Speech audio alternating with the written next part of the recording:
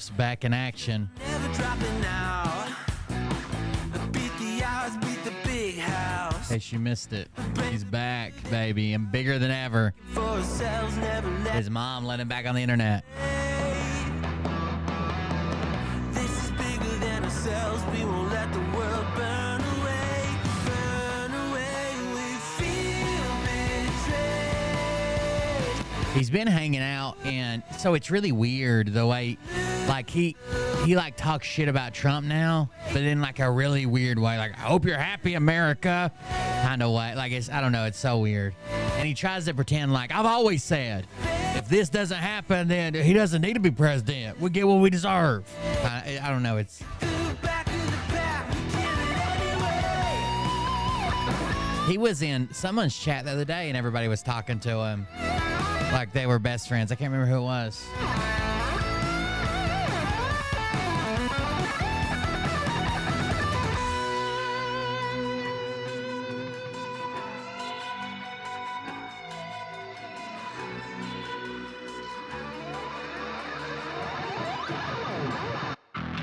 And we feel betrayed. We were raised to lose the race. Wake at the back of the pack. Kill it anyway. To play.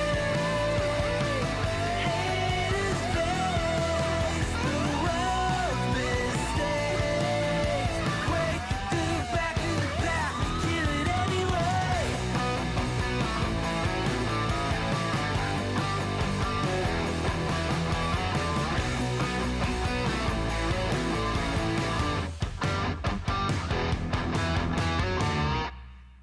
I'll stop the music, I guess.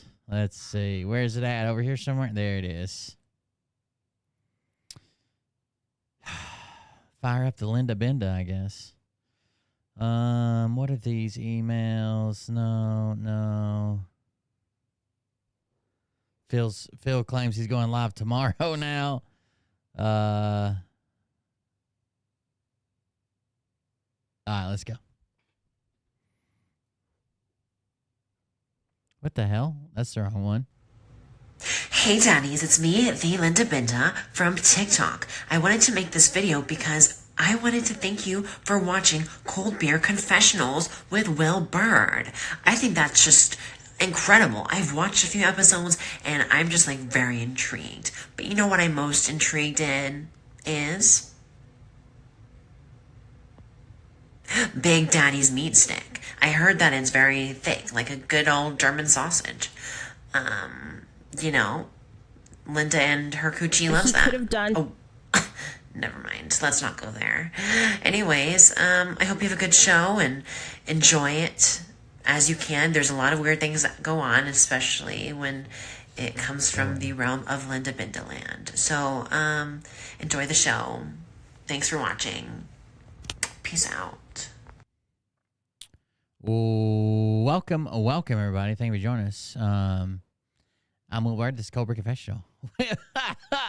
We'll see what's going on. Thank you guys for joining us. Thanks for being here. Sorry for the late start. It's becoming a bad habit that I got to break eventually, but probably not this week. I am killed, dude. Today it wasn't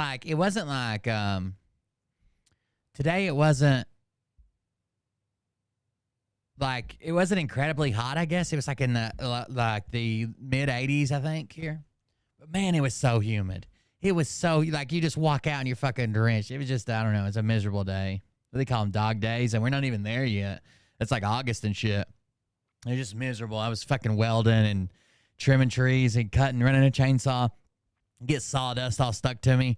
Like, it's so bad. Typically, like, I'll work and then just clean up a little bit and then come to the studio because I'm still working. And a lot of times I'll have, like, projects I'm working on.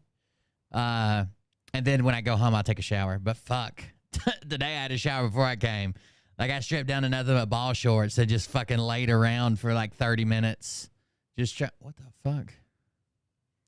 Just trying to cool off, and then took a cold shower before I even came in. It's just been a miserable day. There was like a bright ass lot that just, I guess they were just at the perfect place or something. It looked like somebody just pulled into the office, but I guess it was like I can also see the main road out my window. I guess it was just perfect the way the light came through. It was bright as fuck. Anyways, it was just a miserable day today. So I feel like shit. Yeah, I took a cold shit. You've never taken a cold shower? They not have fucking cold in China? It's all hot all the time? The fuck? Anyways, yeah, it was hot as fuck. I took a cold shower. Well, it wasn't like a freezing cold shower. It's just like nowhere near warm or hot. I don't know. It feels good. I used to do back when I was like an athlete. I would do these cycles where I would sit in like a which one is it? Okay, hold on.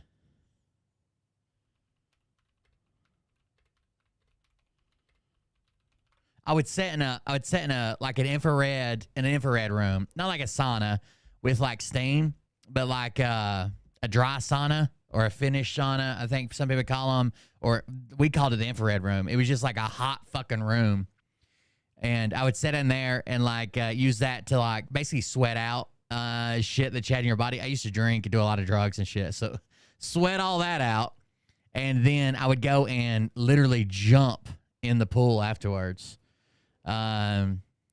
It would like, I don't know. It's just a crazy feeling. Like all your pores slam shut. It's such a shock to the system. Now a lot of people are doing that fucking literally like, cold dunks or cold baths or ice baths. Joe Rogan, has his video and shit, right? Where are those? Apparently it's good for muscles and shit. For being sore, for muscles, for, I don't know, all kinds of shit. There you go. Little Joe Rogan with his tiny little arms. Doing. Hello, friends. God, he looks like a fucking psychopath, dude. Every time I look at him, like I like how the podcast got him on an angle. He looks less serial killer from an angle. But whenever he's like in selfie mode, it looks like a wanted poster. I want to talk today about something that I'm very appreciative of, and this is my... Like a barrel sweat lodge, is that what you're talking about? Like the barrel style? Somebody was just selling one the other day. I think they paid like $5,000 for it. They were selling it for $1,000. It had like an infrared heater with like lava stones or whatever on it, and then it was like you basically like poured your own water to make your own steam. But it was like a big wooden barrel, like a 6-foot tall barrel. Someone's selling one on Facebook for like $1,000 the other day, but you had to like come take it apart or something. My cold plunge, my Mar-a-Lago Forge cold plunge. When I first started doing the cold plunge. So these are extremely expensive. They have like a refrigerant. They keep it cold. Extremely cold water, like just above freezing, usually like 40 degrees, maybe max. Usually somewhere between like 35 and 45 degrees, but they're expensive. So people build them. They take like livestock watering containers, and they like insulate them and shit. Like they're stupid expensive. When I first started doing the cold plunge, it was difficult for me to get to just like a minute and a half. I was freezing, and I'm still like there's a chunk of ice in his. I understand it now. I've been here before. I've experienced it, and I know what it is, and I know I can overcome it. Woo! I did like doing the infrared room and then and then jumping in the pool. Even though the pool was probably like, 50 degree, 60 degree water, it felt freezing. It felt like it was freezing because you just come out of an infrared room. The benefits for resilience, benefits for my mind, and for inflammation for my body. My body feels so good. All my soreness, that was generally just an Description. An anonymous user gifted a tier 1 sub to become... Oh, that's Thomas Mullen. Thank you for this gifted subscription. So throwing some bags of ice from a servo in the bath. It is like, obviously it is just using ice water. The problem is they do it like 3 or 4 times a day. And I guess like a lot of people do it multiple times a day, or at least once a day. And I guess they just get tired of making all the ice, putting it in the bathtub, setting it all up. So this, like, it's got a cover on it, and it like refrigerates it's got a heat exchanger, so it does it. And it's got a cover on it, so it's insulated and shit, so they don't have to use whatever power they use to make the ice or to cool it down. They do it. A lot of people do it like first thing in the morning after a hot shower. A lot of people have been talking about the benefits of actual cold showers. Like when I say I take a cold shower, it's just a cool shower, right? It's probably below room temperature water. But some people have been talking about the health benefits of doing actual cold showers where you just turn on cold water, and other people have had shit installed because their groundwater isn't that cold. You know, groundwater is probably what, 60 degrees or something. That they have refrigerant lines like run into their shower so they can take cold showers. I guess it's supposed to have. It's like the new health fad. Ordinary part of everyday life. A massive amount of that has been dissipated, but I haven't stopped working out just as hard. Big freezer filled up, plugged it in, and boom, yeah. And cold plunge routine that I So a lot of people make. The only reason I know that works, you can get a chest freezer, right?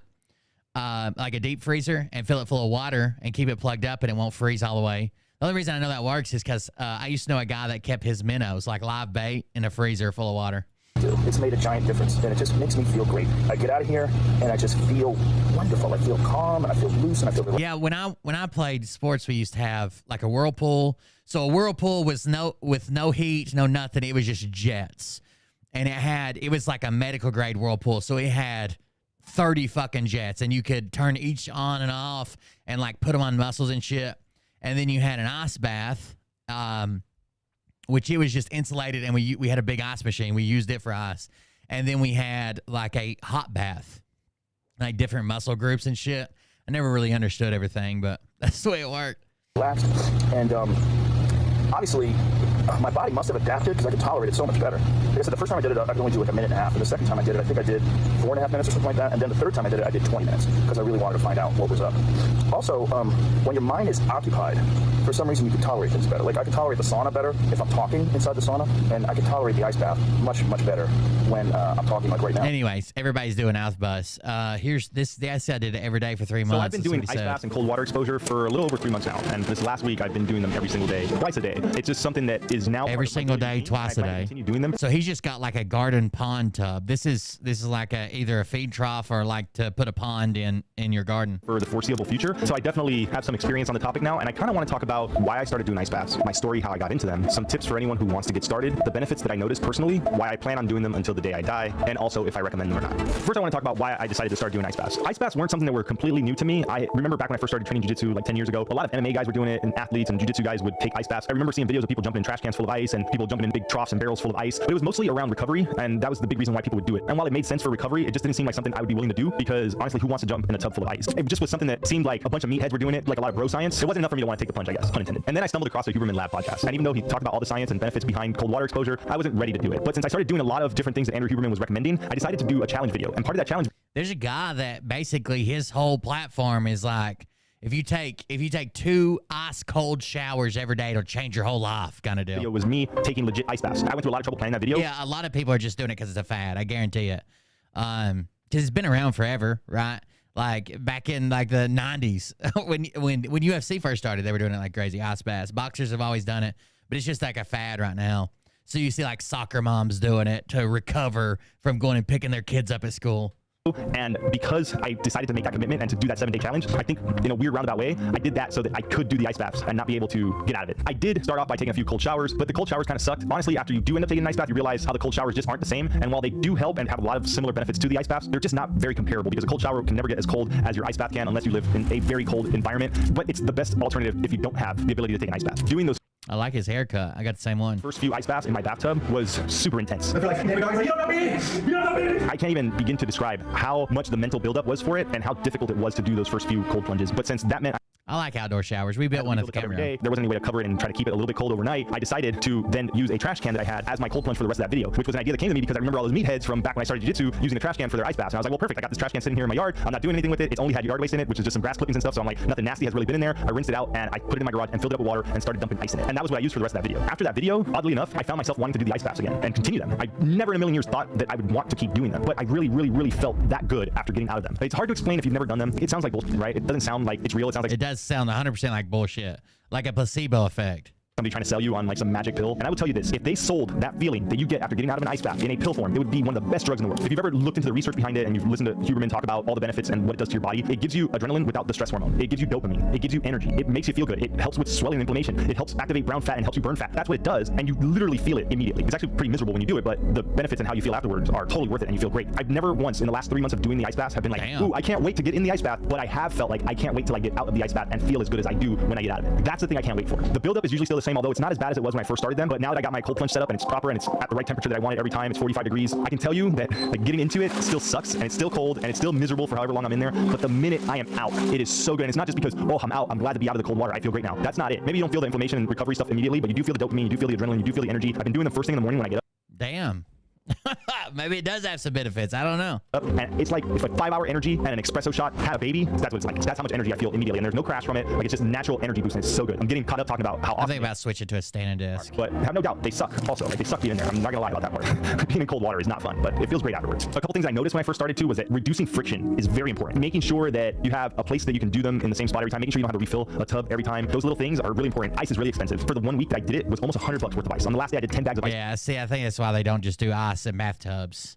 Even if you're making it at home, ice is not cheap to make, and it takes a long time to make it. Anonymous gifted I_am_that_John a subscription. An anonymous user gifted a tier 1 sub to I_am_that_John. There you go. Gifted sub. Thank you. In the trash can, I got it down into the 30s. It was miserably cold, and I don't suggest that you go that cold to start. And honestly, I've gone that cold, and I don't really see the difference between 35 and 45 in how I feel afterwards. It just hurts more when it's colder. So I found like my sweet spot. So if you don't have at least a proper setup, it can be a big pain, especially if you're trying to do it daily. And that's another thing. I ended up using a chest freezer that I had, and I bought these little mini bottles of water, and I would freeze them overnight, and then use them to cool down the water in my little tub that I bought. I got rid of the trash can because that wasn't as practical as I wanted it to be. It was pretty big, and it was in the middle of my garage, and it smelled like grass and trees and dirt. So I didn't really want to keep using that. So I ended up buying this cold pod thing that was small, and I fit in it perfectly, and that became my ice bath for the last few months. But I was freezing these water bottles overnight and then throwing them in there. But since I started doing them daily, it was hard for me to get those to freeze fast enough. It's a difficult thing to do. So if you just, so like sometimes like I'll rinse off in the yard, like strip halfway down and rinse off with like a water hose when I'm like disgusting. I've been working on something or covered in fucking grass from weed eating and shit. So that water's probably about 60 degrees. But what he's talking about is like 45 degrees, right? So your water dispenser on your fridge is usually around 40 degrees, 45 degrees, something like that, but in a bath. Have a proper setup, but cold plunges are super expensive. Legit setups are like $3,000-$4,000 or more. So it's one of those things. $4,000 for a cold bathtub. Where I wouldn't recommend going out and buying a plunge right away or even building your own until you do enough ice baths so that you know that it's something that you're going to continue to do. So I want to get more into like the things that I personally noticed. I know that I mentioned it a little bit. I talked about all the things that Andrew Huberman has mentioned in his podcast about cold water exposure. I also watched the episode with Dr. Susanna Somberg on there, which is the leading expert in the field of cold water exposure. And she did a lot of research behind this stuff. And I don't want to regurgitate their stuff. I mentioned some of the things. Like I don't mind. There's a shock to like rinsing off with a water hose. But if it like saves from like tracking shit in, I don't mind that. Like as soon as it like hits your head and shit, obviously it's like a shock to it. It even make you like catch a short breath. But like after a second, like you're used to it. But this is like another level, 20 degrees colder than that. That it does like activates brown fat, it gives you adrenaline without the stress hormone cortisol, it gives you dopamine increase, it gives you energy, it helps with recovery and inflammation and all those things, right? That's the research and the science behind it. But I want to talk about like the things I noticed personally. It has greatly improved my mental health. I can tell you that my mood and how I feel when I get out of those things, my mood is elevated. I'm enlightened. It sounds like bullshit. I know it does. It really does. But I feel so good when I'm done with them. And like I said, if they sold this, it does sound like bullshit. Do you sell ice baths? Are you gonna be like, so I started my ice bath company. Thank you very much for the subscription, Clemson Jr. Pill, it would be the best-selling drug on the planet. It'd be at every health food store. It would be #1 on Amazon. Like it's so good. Also, I've been working out a lot, so I don't know how much of the ice baths have played into activating my brown fats and helping me burn fat because some of the research that has been quoted around the ice. Well, working out has a lot of those same effects as well. Is people losing body. I feel better. Like I hate the treadmill. Like I hate running. Even when I was in the military and went to all these schools, and some of you take a PT test as soon as you fucking get there with a full goddamn rucksack in your duty uniform instead of your PT uniform. Like they suck. I hate it. I can push myself to do it, but I hate it. But when I get off the treadmill, even out of breath, pouring sweat, like I feel amazing, right? Body fat from doing them. I am in the best shape of my life right now. I'm going to be 39 this year, and I don't know how much ice baths have helped with that. So I don't want to say that it has done wonders for that, but I will say that I've done jiu-jitsu for like 10 years. I've flown off of motorcycles. I have hurt myself snowboarding. I've had knee surgery. I've got degeneration in a few discs in my neck. I've got back pain, shoulder pain. I'm banged up. But my body has never felt as good as it's felt in the last few months. I think it has to do with the ice baths. I went to jiu-jitsu twice in a row this week, the last 2 days, and had some really tough sparring sessions and got out of there feeling wonderful. And I really do think that it's the ice bath helping. I mentioned the energy boost that I get from it. I really noticed that recently this week in the morning. I wake up, I'm groggy, sleepy-eyed, don't want to do anything.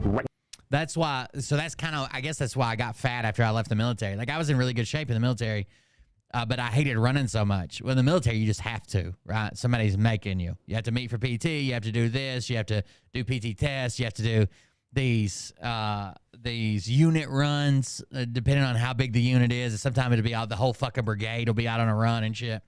But when I got out, I'm like, I actually stayed in shape for a while when I got out of the military. And then one day it hit me like, nobody's making me do this. What the fuck am I doing? Like, it was just habit at first. Like, I was like, oh, I got to get up, got to run. push-ups, sit-ups, do that thing. That's part of life. But after like 6 months, probably, I'm like, why? What? Nobody's making me do these? Yeah, fuck that. When I get up, I get in there, and the minute I'm out, it's like having the world's biggest cup of coffee without the jitters, without the crash, and just feeling great, wide awake. I mean, it's super cold water. It wakes you up fast, and it gives you energy that lasts like a really long time. I feel ready to go when I get out of those ice baths. Mentally and physically just good to go. Like I can run a marathon. Probably not because my cardio won't let me, but I feel like I can. The last thing I want to mention that I've personally been using them for this last month or so is dealing with my addictions. I remember listening to it on the Huberman Lab podcast in one of the cold water exposure episodes. He mentioned how there have been some people who used cold water exposure. Even that cold pod thing that he's using is like, so there's one that you have to supply your own ice for. It's like $200.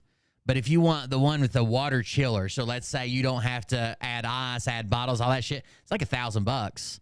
The water chiller adds quite a bit of, quite a bit of expense to it.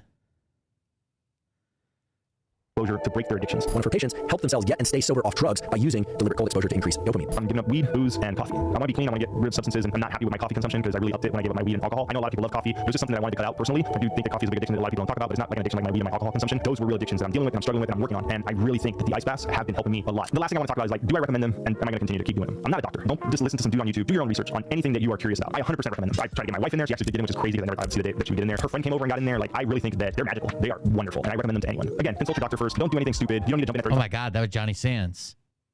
He kind of looks like Johnny Sins. Ease your way in, start at 55, 60, work your way down, find your sweet spot, whatever. But I do recommend at least trying them if you are in relatively healthy, good shape, don't have any heart problems or anything like that. Give it a go. They're so good. I legit did these almost every day, and I plan on doing them for as long as I can. That'd be my luck. I'd get in there the first ice bath and go down, dip your shoulders in, have a fucking massive heart attack and die. Forever. I mean, unless I'm in a place where I can't have my cold plunge, I plan to. That's me too, Johnny. I said the same thing. So there's like these, I don't know if they're like, I don't know. I guess that it's like these people that always wanted to be in the military, always wanted to prove they could do it, and I would have been the best soldier. So they pay like these former like drill sergeants and special forces guys like thousands of dollars to go to a camp where like people yell at them and shit and tell them they're pieces of shit. And then after the end of the week, they're like, "Oh my God, you made it. You're one of us," kind of deal. It's like all these businessmen that go. It's really weird. But I do kind of wish somebody was making me do it now. Not all that, but if somebody was making me get up and do it and I didn't have a choice.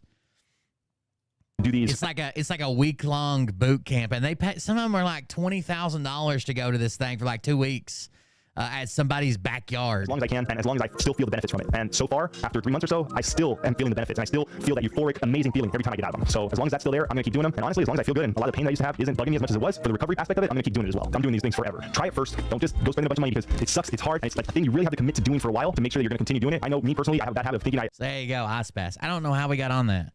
But I took a cold shower today. I guess that was it. I took a cold shower today.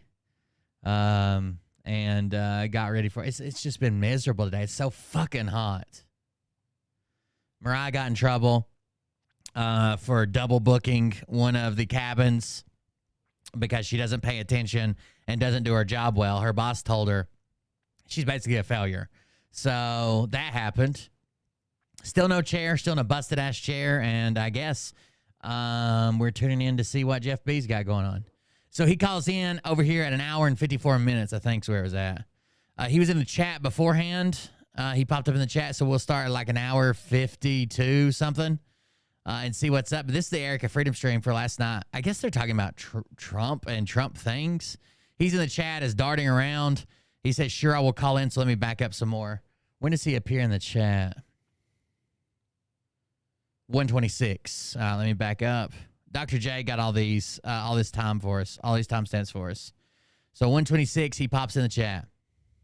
How to kill all mosquitoes in the area in just minutes. Our boy's Simple back. but brilliant That trick was you. can do tonight to eliminate. Your manager told you how horrible you were at your job. But I couldn't figure out why until I went from 184 to 123. I was doing everything. Okay, so darting around said, but wait, I thought there couldn't be a 2024 until you fix 2020. Sounds like more BS. I mean, I understand that because a lot of people were saying there can't be a 2024 unless 2020 is fixed. I get that. However, I would say people were pretty frantic about what they witnessed happening in 2020 when they were seeing voting locations, hiding from, the insides of the building. You had all of these things that were happening, like these pretty much like these voting locations that were absolutely illegal, but they were allowing it because in the state. pretty much voting locations that were absolutely illegal. What? Let me ask you a question. Let's say there's a group of Q-tards that are like that treat you like they treat me. Like they say they're going to kill me, they're going to show up to my house, that they're going to get revenge, that I should be murdered, that I'm a pedo, that I'm a devil worshiper, that I've had people say that they're going to hunt my family down and burn them alive. Like, let's say there's a group of people that act like that. If I'm counting votes, I probably don't want them looking through the window and picking out who I am, taking pictures of me, and finding out where I fucking live. Doesn't that make sense? Ravenous motherfuckers. Yeah. Sake of COVID, of a pandemic. So I understand the sentiment of people saying, well, we can't have 2022, we can't have 2024 until 20. I get that. I just think that was maybe a misinformed solution. This Jones Gary Don is begging Jeff B to call in. It says, please call in, darting around, please. But wait, I thought there couldn't be a 2024 until there's 2020, until 2020 was fixed. It was to show people how crooked they are. Trump is the absolute best president in my lifetime, period. And if you don't think that, you're not paying attention. Okay. I think that was just like a not well thought out solution. The only right, or like it was a rush statement. I think it was like a rush statement because I don't like. I'm not sure. I can't speak for anyone else that said it. Like, you know, I think the people that were saying it were like, hey, this was messed up. Like, how do we make sure 2022, 2024, 2026, and 2028 are going? Look, I would do. Like, the people that have threatened me online, if I had to meet with those in person and it was like in a setting where I couldn't defend myself, like I was supposed to be doing a job and they were just on the other side of a glass and they were screaming threats and trying to figure out who I was and making claims about me and my family, I would do everything within my power to hide from those motherfuckers in a heartbeat. To be legitimate. And I mean, I get where they're coming from. I mean, at this point, I'm at the point where I used to say that if you don't like the way the polls are run, be a poll worker. I would now not recommend that anybody's a fucking poll worker. People on their own side that have been devout Republicans their whole life that voted for Trump and shit were targeted and harassed. They called in. Do you guys remember that they were doing in Philadelphia? They had this like 3-member board that was in charge of submitting results or doing the count or something. And they were doing a live stream, like a Zoom call, where they were handling a couple matters. And you remember people called in and threatened their fucking kids, right? They called their kids' names out and said, oh, your kid's at home alone while you're out here doing this. Best keep a good eye on them. And said their names and their address aloud on a Zoom call, threatening these people. I don't want to be anywhere near these motherfuckers. Like, how much of this is actually real? And do our votes actually matter? Like, I'm at that point, you know, in my personal opinion. I can't speak for anyone else. I'm talking about myself. How much of this is actually legitimate and real? Like, they're, you know... That fake Fried Lusky live channel is live on Rumble again. Live again on Rumble. They did that to 45-year-old brother-in-law and killed him with remdesivir. He needed an x-ray.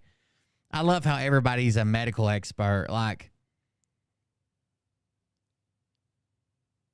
if this wasn't about COVID, let's say your loved one has a heart attack and they recommend, you know, a bypass. And they tell you, like, oh, well, you know, a heart attack's not great. They've spent their whole life, you know, neglecting their heart care. They, you know, they're overweight. They drink soda. They're whatever. But we're going to try to do a bypass. And the bypass fails. Would you scream, they killed him with a bypass. They should have just put him on a treadmill for 30 years. It became, I can't believe that it became such a political issue. No matter what the doctors did, if your loved one died and you were of a certain political persuasion, you're like, doctors killed him. They should have done something else. They should have used this. They should have done that. I've done the research. They're trying to say, oh, you know, you see in here people on the left saying, let's abolish the Electoral College. And I'm like, well, that's kind of not fair, though. Like it's face, because the Electoral College was created in order to be able to get everyone's consensus versus. So someone says, spit, choke, and puke, which I think I've seen on my channels, says, you don't know the prophecy darting around. Kim Clement has a prophecy from April of 2008 that says we will have 2 presidents. Everyone knows Trump won 2020. So it's the prophecy. If we're talking about anything at all, and your call to authority is a prophecy, we're not talking about anything at all. Like, we're just done. We're just not talking about it anymore. the most highly populated cities and areas in the country. You know, like if we eliminated the electoral college, there'd be like 10 major U.S. cities that would decide our elections. That's not fair. I just want to see You know what I mean? Jeff So- said. I care less about everybody else. left. Exactly. The comments it's are funny, you know, though. And it's not so much, you know, the people in the suburbs versus people in the urban areas. It's like Jeff their needs are different. says, That's the whole point of sounds voting, like is, false you know, a guy prophets. in the middle of Iowa, in the middle of nowhere, has a different interest than a guy living in Manhattan or you know Miami. Have you ever noticed the people that believe prophets are the same people that believe Phil? When Phil shows like a PS5 controller and they're like, the PS5 come out, you know, in 2021, if you add up 2 plus 1, that's 5. If you take the last 5 words of the first post he ever made, it adds up to 127. If you look at Q post 127, it says Hill, and Hill rhymes with Phil, so he must be talking about Q. It's the same people with prophets. The prophets never get called out for their false prophecies, for their prophecies that don't come true, for everything they get wrong. Instead, their audience that wants to believe, that's looking for hope through a prophet, will manipulate, bend, change everything just to make it line up. Well, she said this, but she really meant that, and I think this alludes to that, and then I guess she meant this and did that. Get the fuck out of here. Or Houston or Austin or LA or Seattle, you know what I mean? So I was never really one that kind of like was like, oh, if we don't fix 2020, like it's going to happen. There's no stopping it, okay? Well, if you think about it, that kind of like, I think that leads to people. It's happening. We're going to fix 2020. Trump said, we can't. I mean, if Trump said it, I can't. You know, if he said there's no 2020, yeah, what are we supposed to do? Yeah, if he said it, then he said it. That's on Trump to defend. But I do think that what that does is that kind of creates this, obviously, this doubt in elections where people don't. I think Trump had a super majority. What's he going to do now? I mean, he's more divisive than ever. What's he going to get done now? the purpose of that is to have people not participate and to not go out and vote. And I think that obviously is like, dismiss that. I think COVID mail-in voting let the Dem machine get. But again, you know, to me, I think there was a lady. She was recorded because she's a Democrat, but she was saying something about. I mean, she was saying like the N-word, but she was pretty much saying we need to get more of these Democrats in the Republican spots or something, like literally saying people need to. I remember that. Yep. Yeah. So that's like I mean at this point. I can't remember. Was that Texas? Where was that? I can't remember. I know exactly what you're talking about, but I can't remember where she was saying it. Might have been. I mean, it could have been Virginia. Anyway. Or I don't remember what state it was, but I definitely remember. But that's like I think a lot of people have been aware of like obviously they're both. Rob P is a prophet. But right. And I think the sooner people realize that it's not left versus right. Like I think that's where I'm really, especially me. Again, I can't speak for anyone else. I'm talking about myself. The sooner people realize that it's not us against each other. Like, and that's exactly what I was saying about the division. Like they are dividing us at every opportunity. We have disagreements. Like for example, one guy I've been listening to recently, like in the last 18 months, a lot is Jimmy Dore. If you, I'm not calling this person out, but if you make a statement like this, you don't. Again, we've talked about this so many times. You may not agree with the other political party. I don't even care which one it is. But short of the very extreme ends of the right or the left, everybody thinks that what they're doing is right for the country. They don't come out here and think, okay, I'm going to vote like this because I want to destroy America. What they think they're doing, they justify it. They think it's right. Right? Except for like the far right, the people that think that Trump should just be God emperor, and the far left that think that we should do this. The people genuinely believe what they're doing is right for the country. When you say something like, the Democrats overthink everything, or why don't the Democrats overthink everything? They just want their person to win so they can continue to destroy. Do you really think that the majority of Democrats are voting because they're like, let's destroy America?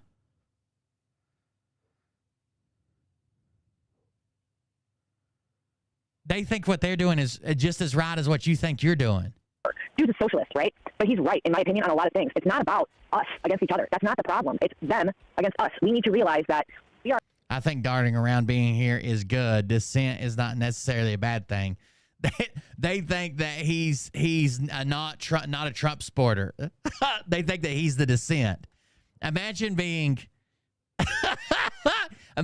so caught up in Trumpism that you think Jeff B is the anti-Trump guy.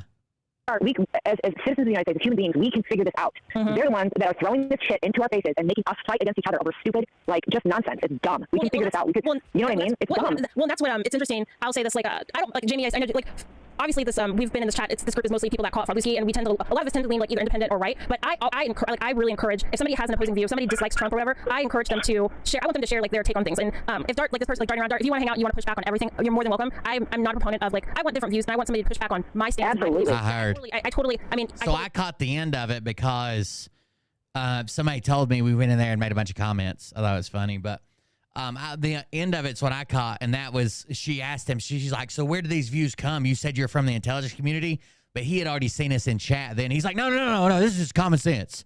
It's just common sense. I'm okay with that. Like that's the only way to have productive conversation. And you know, when people are like, oh, I can't, you know, my best friend is she's like independent, right? She's not left, she's not right, she's in the middle. She's not a fan of Trump. I have conversations with her all the time, and she calls me a kooky conspiracy theorist about a ton of shit. But we're able to have conversations and agree to disagree. You're like, well, it's not perfect.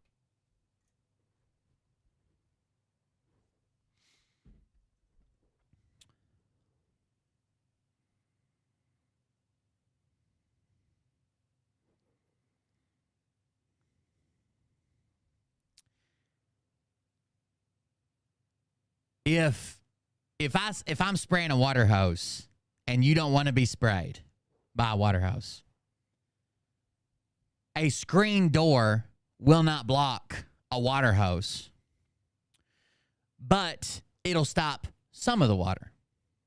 2 screen doors won't stop a water hose, but it'll stop more of the water.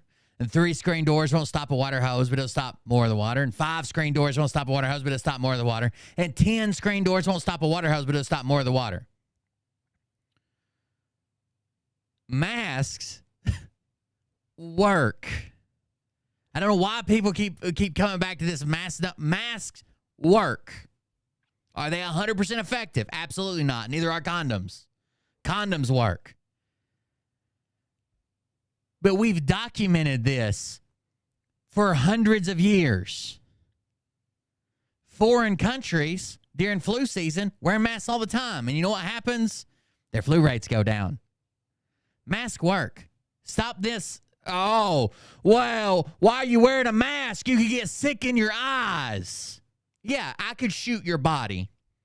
If you're hiding behind a car with just your head, I could shoot your head, but 90% of your body's hidden behind a car. If you hide everything below your eyes, I can still shoot you in the forehead, but 95% of your body's now hidden.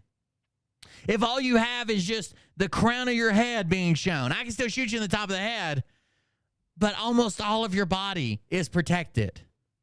So yes, you can get sick through your eyes. Does that make a mask not work to some extent?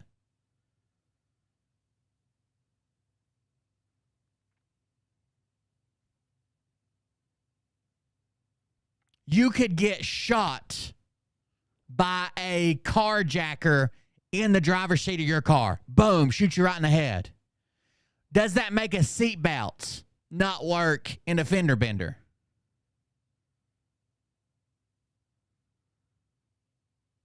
Yeah, like viral load. So like she says each screen decreases the dosage of water. Dosage matters with viruses. Yeah, viral load. So a lot of people don't understand that it's not like one molecule of one illness gets inside of you and it takes off. There's something called a viral load where clumps of particles of the virus get together to form the virus. And the more there are of them, the more likely you are to not be able to fight it off before it takes hold. So yeah, you can get shot with a gun while driving down the road. That's not justification to say, well, I could get shot in the head, so I'm not going to wear my seatbelt in case I'm in a fender bender. That's kind of silly, right? No. The seatbelt works, and you can get shot in the head. The mask helps, and you can get sick through your eyes. But you know what? Here's where we're landing. What is the best solution moving forward? And that, in my opinion, is the only way to move the needle. I'm just reading the comments. They're very, it's not the end all. very insightful. I mean, it's obviously become like, you know, I think they used to say, like, you know, at dinner you don't talk about like sex, religion, or politics or something like that. But it is something that's like obviously captivated. So Jeff B says, I like Trump, but he had his chance to fix it. He didn't. He is just as guilty as the rest. Now, this is the same thing that Jeff B has been saying for years. Literally, like I'm not exaggerating, years. Years.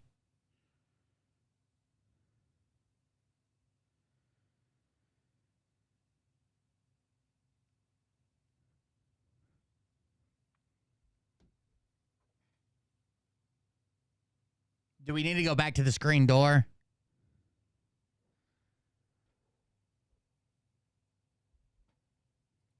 Let's just stop for a second. Jeff B's been saying the same shit for years.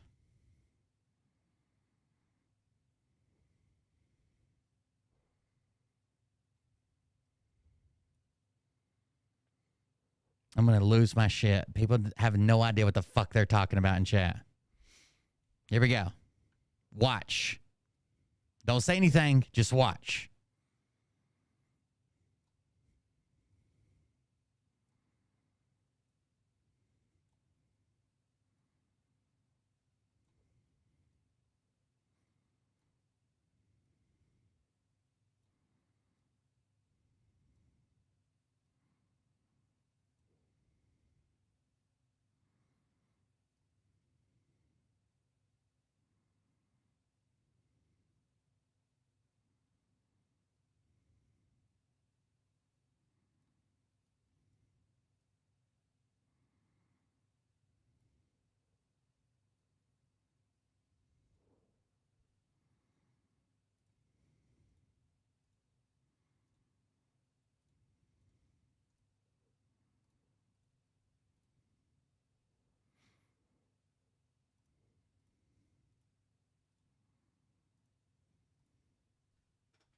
Okay, here we go.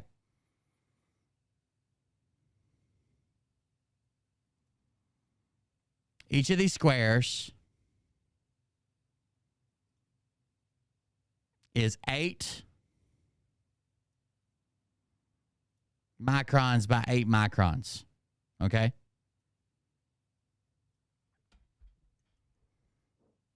Each of these squares is 8 microns by 8 microns. A virus particle, whatever the fuck you want to call it, let's even say it's 1 micron. It's 1 micron.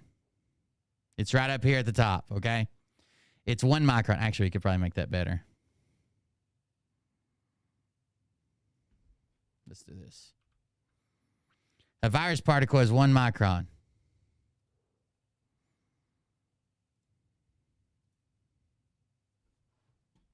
If that virus particle hits this open area, uh-oh, that's not right.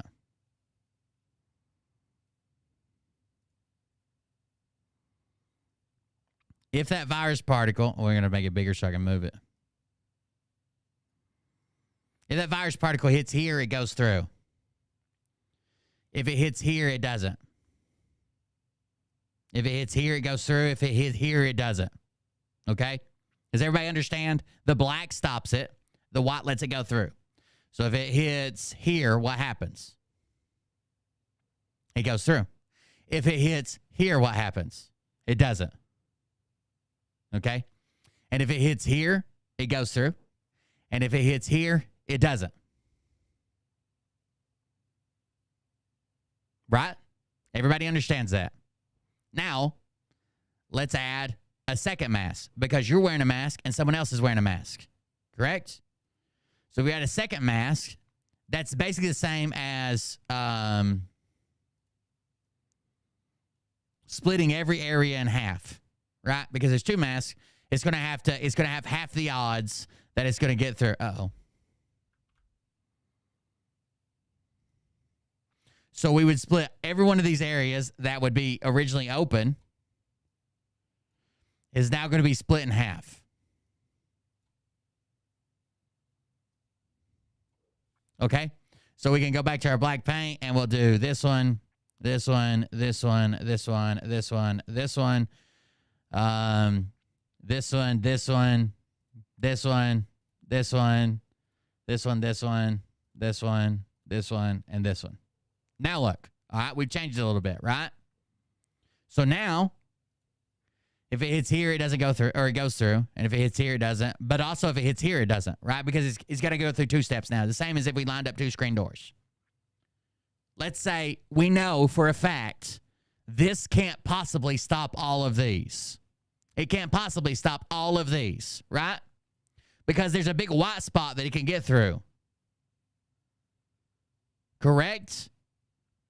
So it couldn't possibly stop all of these. There's no fucking way that it could stop all these. Impossible. Correct? It's impossible. It can't possibly stop all of these. But you know what it's better than?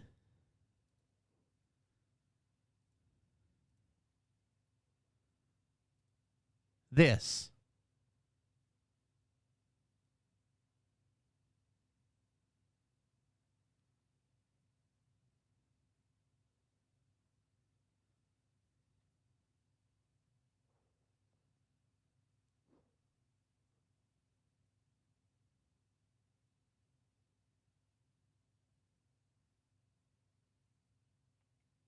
Nobody makes a mask that stops every fucking particle in the world. No one makes an air filter. No one makes a mask. No one makes a HEPA filter. No one makes a fucking a screen. It's made to stop a percentage of. So I don't care if the mask is 15 microns and the goddamn virus is a 0.5 of a micron. It stops some of them. And it's better than stopping none of them.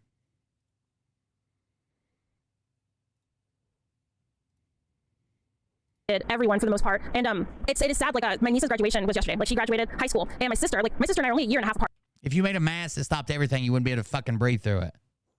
She's not even a year and a half, like a year and a couple months apart. She's older than me. But my dad's Nigerian. My mom is like a redheaded white lady. That's right. Married 50 years. Like we grew up Christian. Like the four of us were 90s kids, except my little brother. He's born in 95. But like me and my sister had but I'm the only Republican. My parents still love and adore me. My older brother, he's like gotten over his grievances with me. My little brother's just been whatever. But my sister, for some reason, is like this raging radical leftist. And she, when they were singing the Pledge of Allegiance and doing the changes of the guard and all that, my sister, she sat down. Like when they asked everybody to stand, my sister sat down. She stayed seated. And her boyfriend, he's military, but I believe he's like retired now, he sat down. So literally, we know that she wears the pants in that relationship. But my sister was like, we had a conversation. I actually started recording our conversations.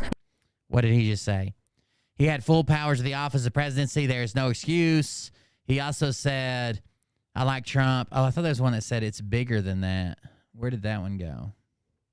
Anyways, it's down here. Oh, I'm sorry, it's someone responding to him. That's why I didn't read it. It's bigger than that. This is to show the American people how we've been lied to forever. Just because it wasn't done in your timeline doesn't mean it won't happen. So whoever Spit Choke and Puke is, this is not the show for you. I've seen you in my comments, but goddamn. Because she's so radical what she says. And we wanted to do like live debates. Like we wanted to do live shows and talk about our differences because, boy, they're extremely different. And we were having a pleasant conversation. And then she brought up how America God wins. She's like, America doesn't have a culture. Just because it's not in your timeline doesn't mean it isn't in an A timeline. Like, well, tell that to the school that the students that get like gunned down by guns. And then I said, okay, we'll tell that to the young black boys that are unfortunately, they're like the main. Look, a bulletproof vest doesn't stop all rounds, and it cannot possibly cover your entire body. Would you recommend that soldiers no longer wear bulletproof vests?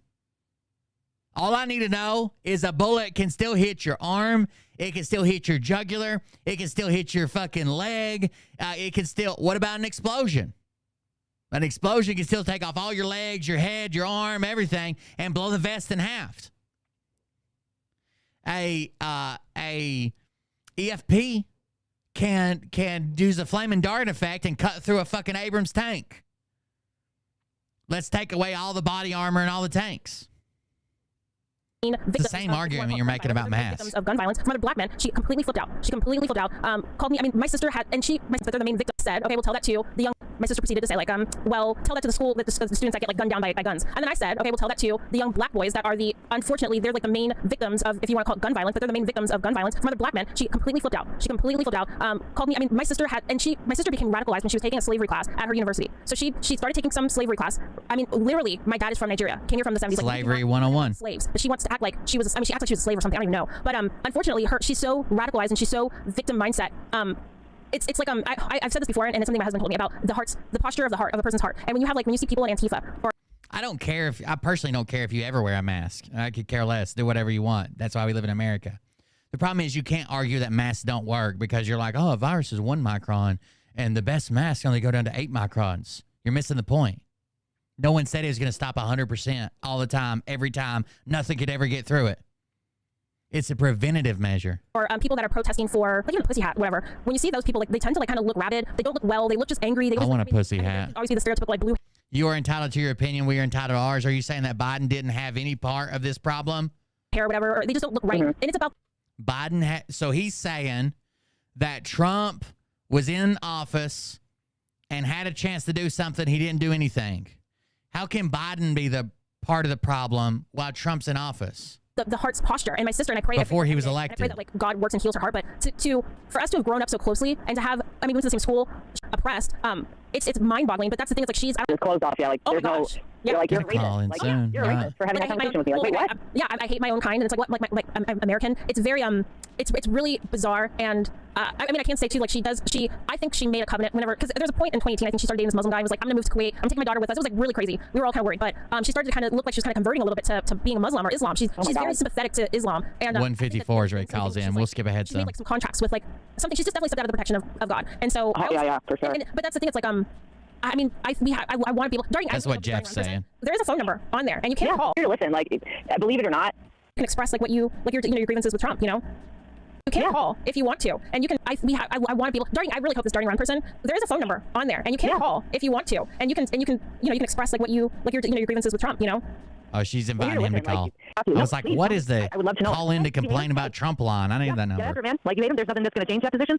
So be it. I mean, and just kind of. Which usually she just shows, I guess usually she just does like Phil with a filter on. They just watch Phil's stream. But then at least, I don't know if this is true. From what I've seen and what people told me is like when they started doing like Patriots Behind the Mic and that shit, she started doing behind the streams, live streams, I guess. There's like, they like Trump, but he had his shot and effed it up. Well, and you know what? And like, to be fair, and I don't mean to upset the chat or you, Erica, or your husband in any way. No. It's like I've been like thinking like this whole like especially unrealistic God complex on this man, and he's definitely high up in my numbers of people that like you're putting this unrealistic God complex on this man, and he's just a man. Like I pray for him and hope that he does the best thing and the right thing by us. But in my opinion, there's like he's just a guy. Yeah. You know, like calm down, okay? Because again, people live in this moment and they've created this bubble and they can't escape it. And then I don't know why reality, like especially for Phil Lucy followers, why hasn't reality come and like and I'm not. Trump, listen to this claim. Trump wasn't allowed to surround himself with the good people that he wanted to.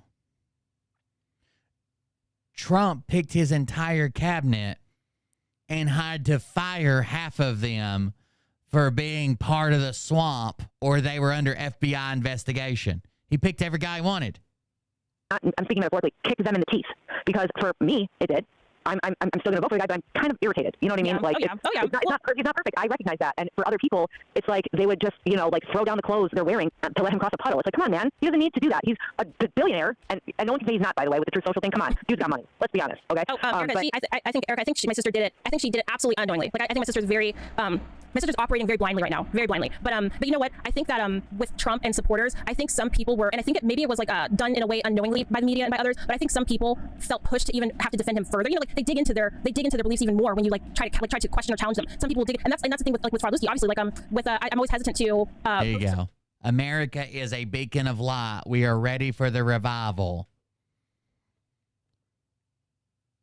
I don't know how to put this to where these people feel better about it.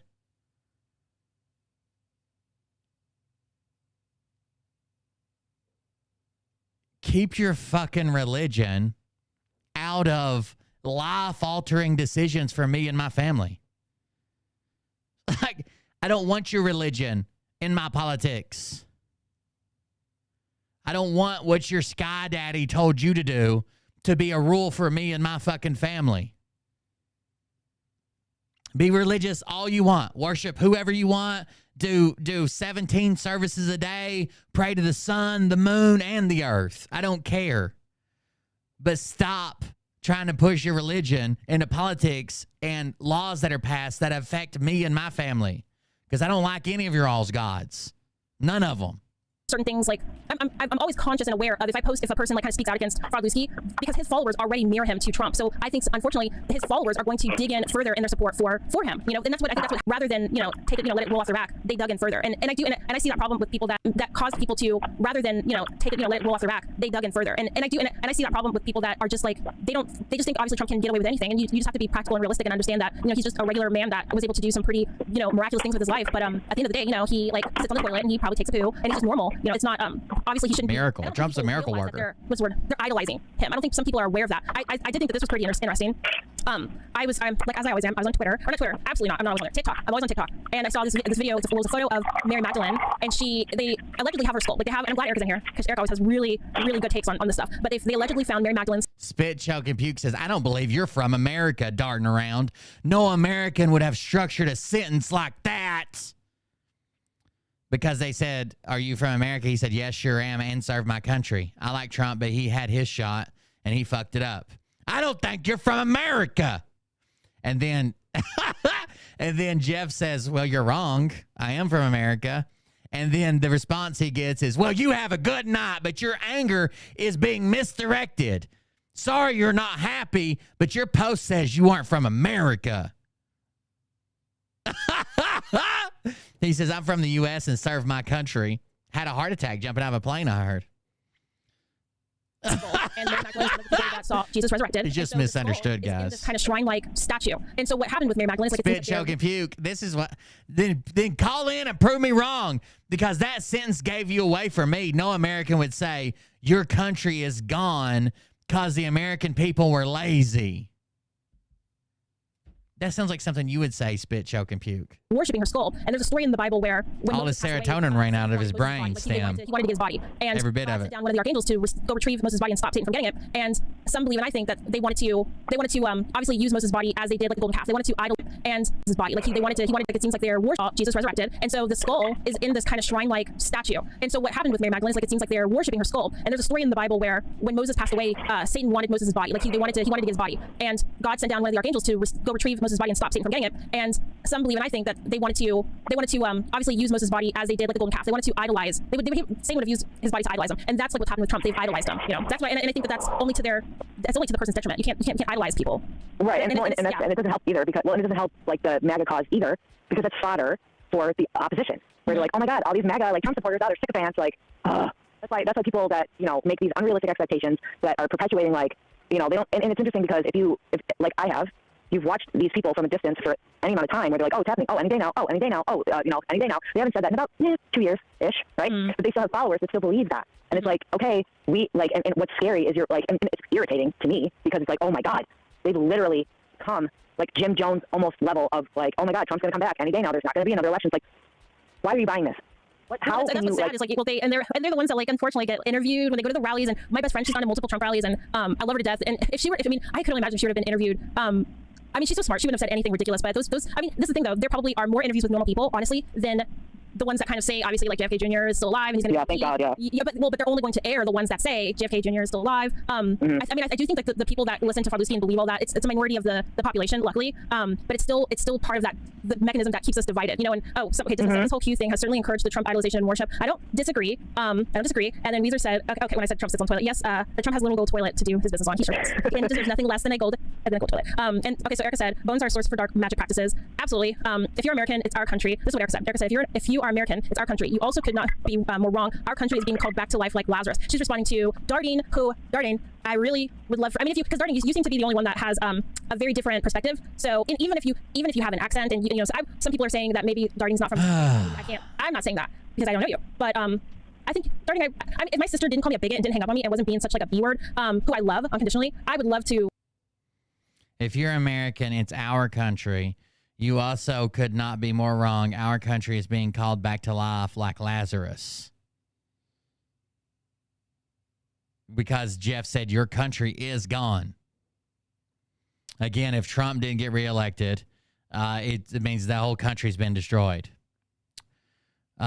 Someone said the whole Q thing has certainly encouraged the Trump idolization of worship. That's from Dismas 01. I see them in chat all the time. They're definitely not a Q-tard. Debate my sister. I would love to have conversations. She just can't handle facts. When I was telling my sister literally about the unfortunately per capita that the amount of black people killed by other black people is like a lot. My sister said I got that from InfoWars, and I'm like, who's even like looking at InfoWars anymore? I know it's a thing, but like I just thought that was so she's just not. It's just crazy that she was really affected by the facts. And then after she hung up on me, I went and looked it up and I found like the study that was done by a really reputable. I don't remember where the study was from. I think I downloaded it. And I was gonna send it to her, but I don't want to be petty, and I don't want to like really piss her off. Right. Well, and then there's there's the fact that because of the defund the police and the general morale decrease amongst police officers, like, and again, this is, Illinois recently passed, I think it was earlier this year, 0 bail. Like, it takes a lot. You have to do something incredibly serious for a judge to not release you on bail. Like, I can speak for at least 3 in the last 6 months, men that were caught with child porn in their house. They were released. Wait a second. 0 bail. I don't think that's the way they would... I don't think that's the way I would describe that. If someone tells you we just passed 0 bail, Does that mean that would you think that means that everybody gets released on bail? Or would you think that nobody's getting bail?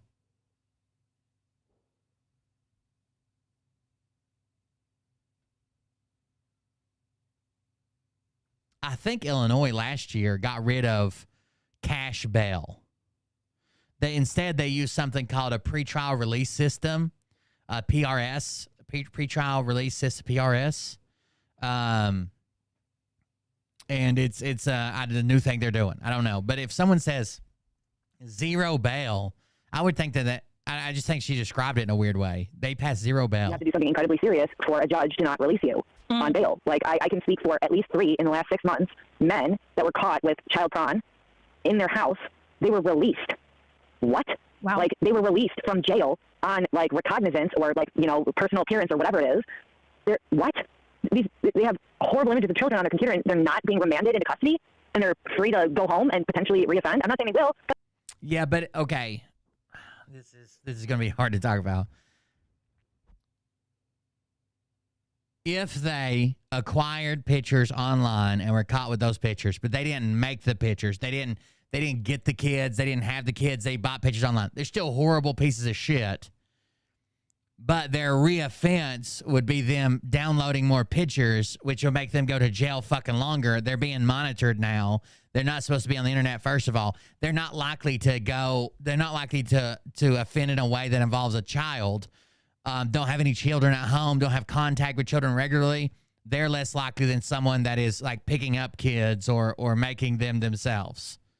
But who fucking knows? Pardon my language. But there's many different factors on what's happening in policing. And, you know, when Kareem John, whatever her name is, gets up there and she's like, oh, we're hitting crazy amounts of low crime. It's like, that's not true, though. Like, you're lying. Because well, that's what the devil, I mean, so it says the Safety Act does not require the immediate release for people accused of specific felonies and misdemeanors. However, people who are in jail can ask to have a new pretrial release system applied to their situation. To do this, the defendant must ask for a hearing. The hearings will be granted based on a tiered system. Lowest level offenses, petty shoplifting, as an example, the hearings are within 7 days. Those detained but considered flight risk would have a hearing within 60 days. Those considered to be potential threats to the public, to safety, get hearings within 90 days.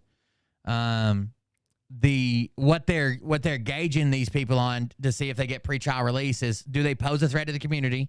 Do they pose a threat to another person? Have a medical or mental health issue that poses a risk to their own safety?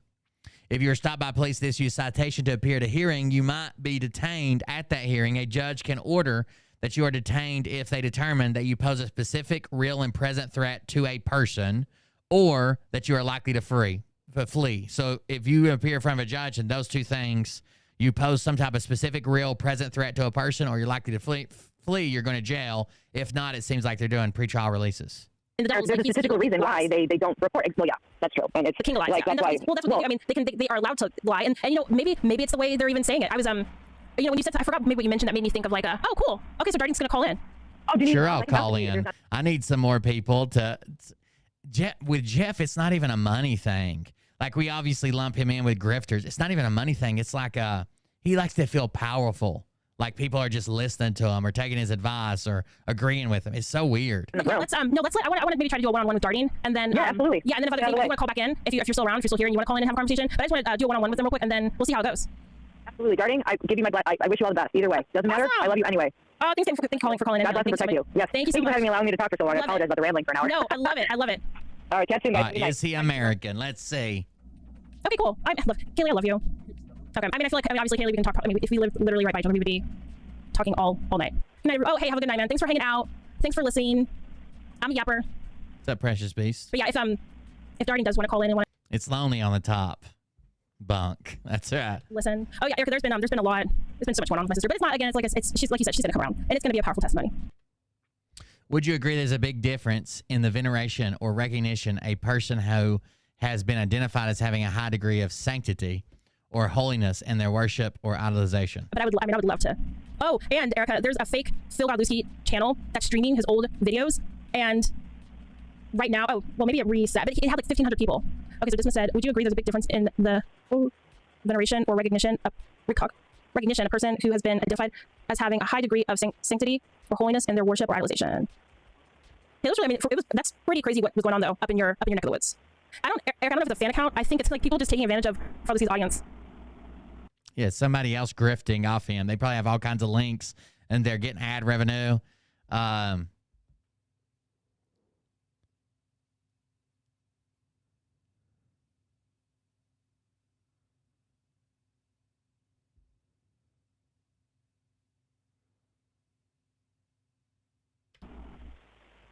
I mean, that's what I think. And it was funny because on his Telegram, people were like, why does he not have any neck tattoos and why are his teeth not as white? Because they thought it was live. So they thought it was his live. It's pretty crazy. But it is. Oh, hello? I just thought of a crazy way to make money. I don't want to say it out loud because Phil my ear. I just thought of a crazy way for Phil to potentially like 2x his fucking income from Rumble. Hello? Yes. Hey there. Hi, how are you? I'm doing good. How are you doing? Good. Is this darting around? Yes. Correct. Awesome. Cool. How did you come across the live? Just popped up in the Rumble feed. Oh, that's cool. I wonder why it popped up in his Rumble feed. Because he watches Phil all the fucking time. You know that he's in a Phil hating channel right now. And he used to use Phil as one of his sources and claims that he and Phil worked together for the NSA at Hawaii at different times, but they both worked for the NSA in Hawaii. So I guess probably one of my main questions would be would you care to share kind of your take on maybe what's going to happen this year in the election, or? Yeah, you're going to go vote, and Biden will probably win again. Mm-hmm. And you said you were one so that you did support Trump at one time. Sure, absolutely. Yeah. But look, he sold America a bad bill of goods. Mm-hmm. I mean, he came out and he said he caught them all, right? In regards to who? The election fraud. They caught them all. Mm-hmm. Correct. I do remember him saying that. Yeah, about like whenever we've got the evidence, we've got it all, we caught them all. Yeah. So they caught him cheating. Why didn't he use the full powers of the presidency to stop it? Mm-hmm. I mean, honestly, I don't think he deserves to run. Now, and I supported the guy. Mm-hmm. Yeah, I saw where we were talking about what was it? He said like if you don't fix 2020, then there's no 2020.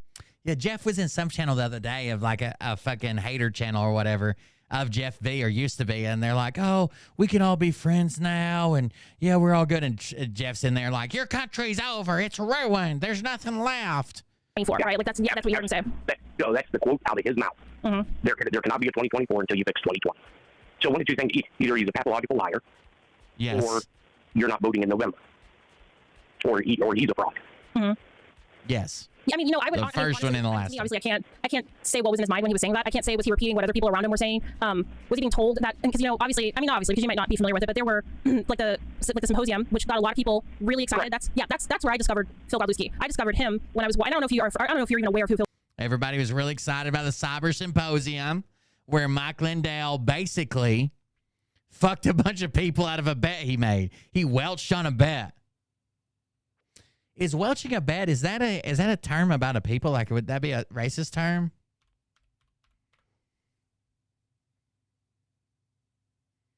Is that about a group of people?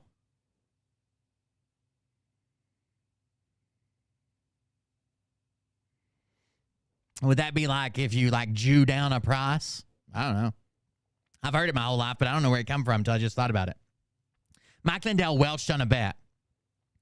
He bet if anybody could prove could prove all this stuff was bullshit or it wasn't real or it wasn't what he said, that he would pay them money. And a group of people did it twice. First of all, the cyber symposium, he said his guy that had all the information had a medical emergency, couldn't show up. That's the second time that guy's done that. He did it back in the 2020 election as well. Or I'm sorry, is it 2008 election or something? He claimed that he had proof of cheating, couldn't produce it. Then he finally produced the evidence, and the same group proves him wrong twice with his PCAPs, and he tried to welch on a bet. He's since been ordered to pay it, but it sounds like he doesn't have the money. He doesn't have the money. Phil Godlewski is. The name rings a bell, but yeah. Okay, yeah. So that's kind of the basis of like my stream. I'm just restreaming this guy who's called Phil Godlewski, but this guy tells his audience that he is pretty much like a secret top agent spy that works with Trump, and he tells his audience that Trump is still president, and so I pretty much just restream it because he's Yeah, if Jeff, don't act like you don't know who Phil is, Jeff. He's your source. Remember, you both work at the NSA together. Really sold he's sold a lot of lies to people, and that's the premise of like my live stream. But with Trump, I can tell you this: I worked in the intelligence community. Oh, and you served your country? Yeah, thank you for your service. Yeah, I was in the Navy. I worked cryptography, and I worked with other agencies. So there's something definitely weird. Wait. You worked with other agencies, or you worked for other agencies? Because you've been telling us all that you spent all these years at the FBI. That's weird. In the country, and everybody knows it. But the problem is, and I know I took some backlash in your chat when I said the American people are lazy. The American people are lazy. You can't even get 20 people in a chat to agree to anything. I don't disagree that. I do think a lot of people have become extremely complacent and lazy in the sense of not being actively, they're not active in their own community, Right, I think that it goes a lot deeper than that. I mean, until it knocks on your front door, people aren't going to do anything. Now, is there something weird going on? Absolutely. With Trump, what is the easiest charge? Very strange. All I'm saying is it's weird. Liberty. All I'm saying is it's very weird. This man told people that he was called out of retirement, medical retirement from the military, regular retirement from the FBI, double retirement. He was called out of double retirement to hop on a C-130 and go with another retired FBI agent to pick up ballots in a C-130 and take them somewhere else to prove the election fraud. And now he's like, is something weird going on? Yeah, but, it's not this. Charge that they could have charged him with and got a conviction, and that's treason. Why haven't they done it? And I like Trump. Mm-hmm. I supported Trump. I still support Trump. Mm-hmm. But there's a lot of questions that have to be answered. What would be the case for treason? Treason? Yeah, because you said there was for Trump. Okay, so have you ever read any of Trump's executive orders? I'm probably sure I have read them, but it's been probably been years since I've looked at them. Oh, okay, so there was an executive order that was written that if one vote is illegally cast, the whole election is thrown out. So you put pen to paper as the executive of the United States.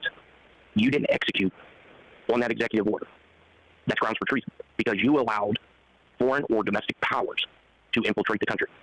I'm not even an attorney, and I could prosecute that case in will.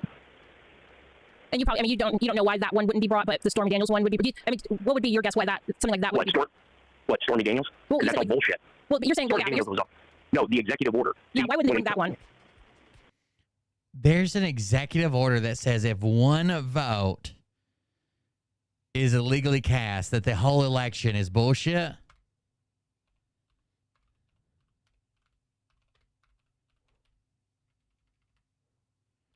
I don't see that being true.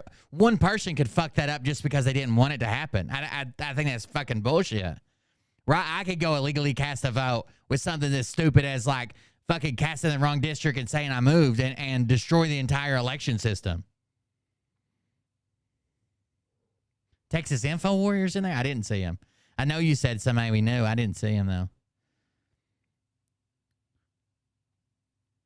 Oh, there he is. He said the water had venom in it. Ha ha ha ha. Jeff B vouches for Phil, and he's playing like he doesn't know who Phil is.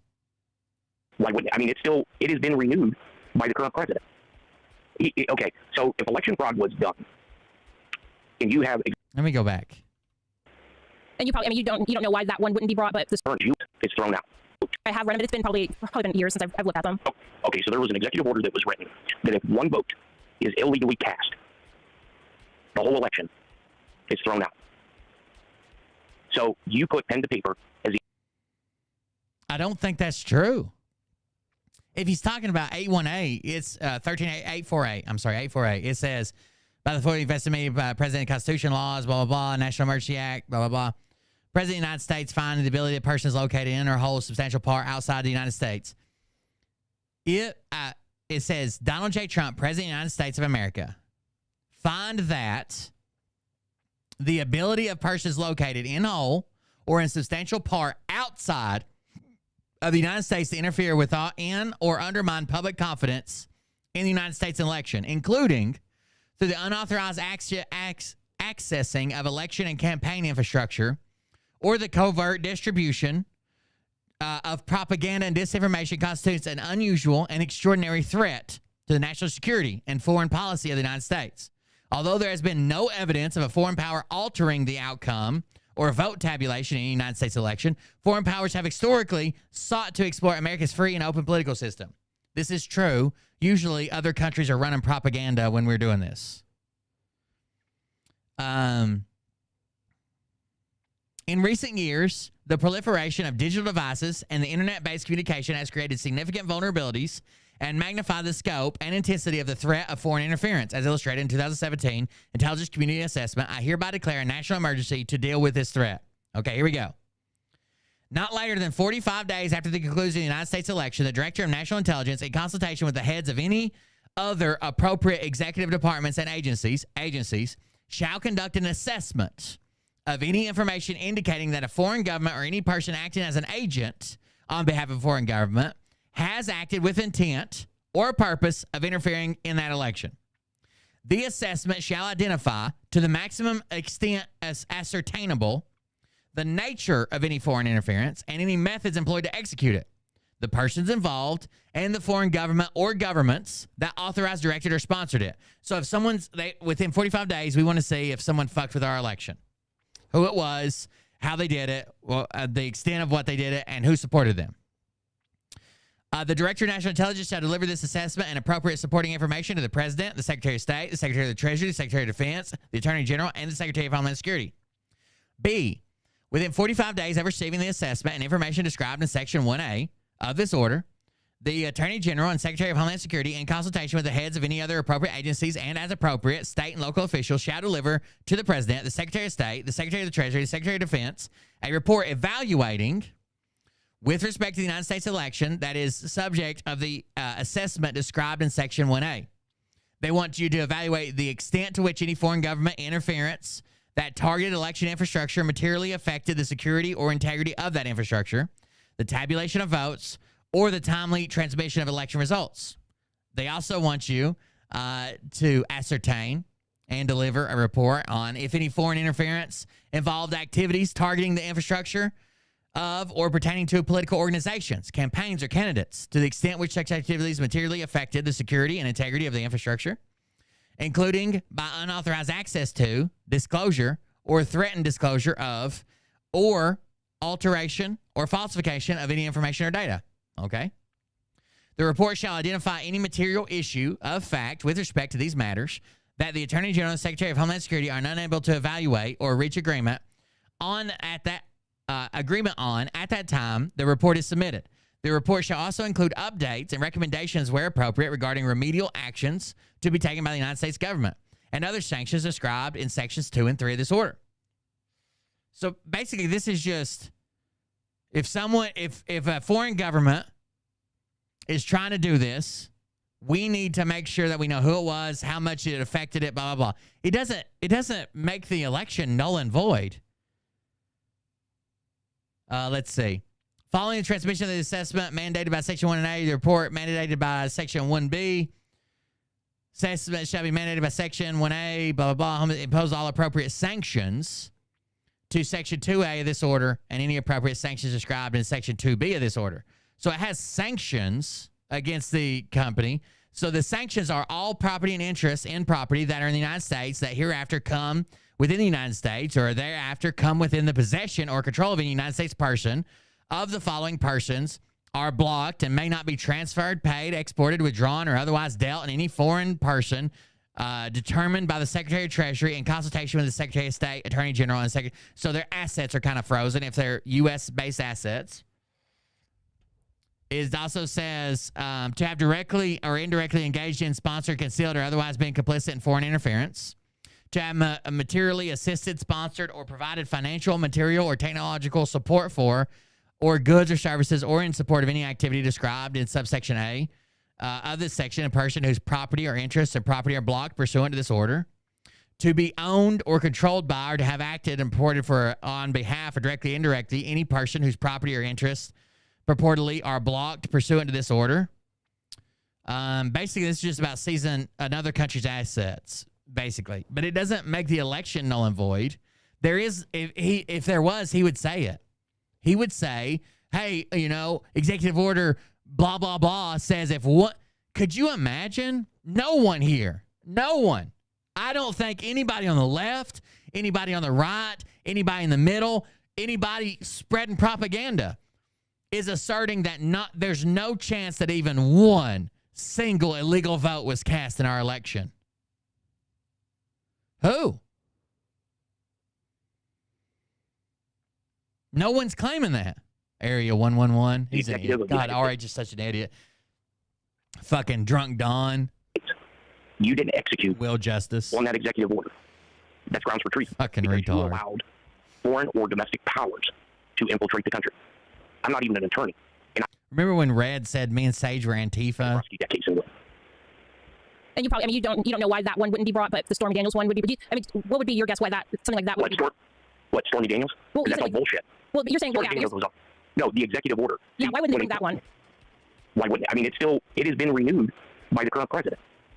Okay, so if election fraud was done, That was some sweet tea in a water bottle, by the you way. have Executive Order 13848, which if one vote is illegally cast from a foreign or domestic power, then all your assets Oh, I didn't see that you were trying to figure out who Will Justice was in the chat. I got you. are seized by the United States Treasury.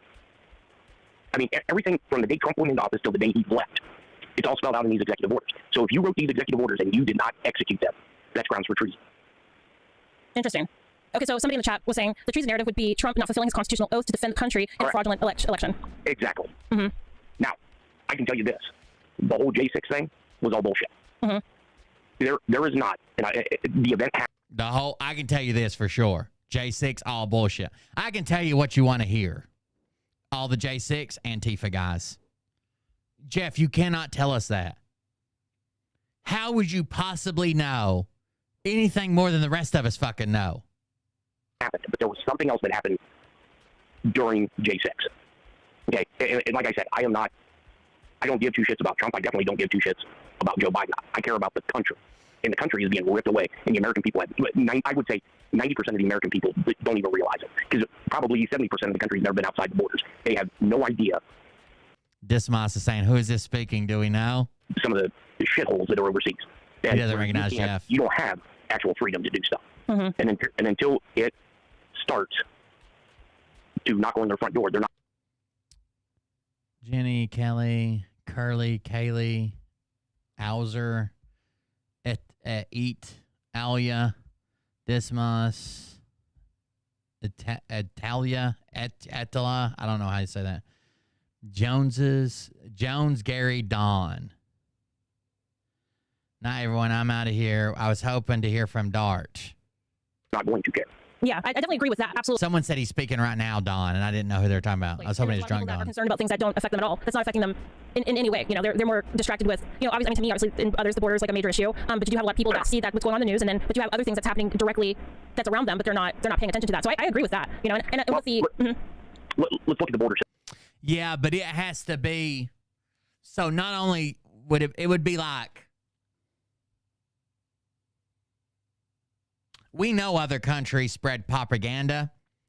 There would have to be like this definitive, like it. Let's say we intercepted some documents that said that China was going under the guise of having influencers do marketing deals with a certain company.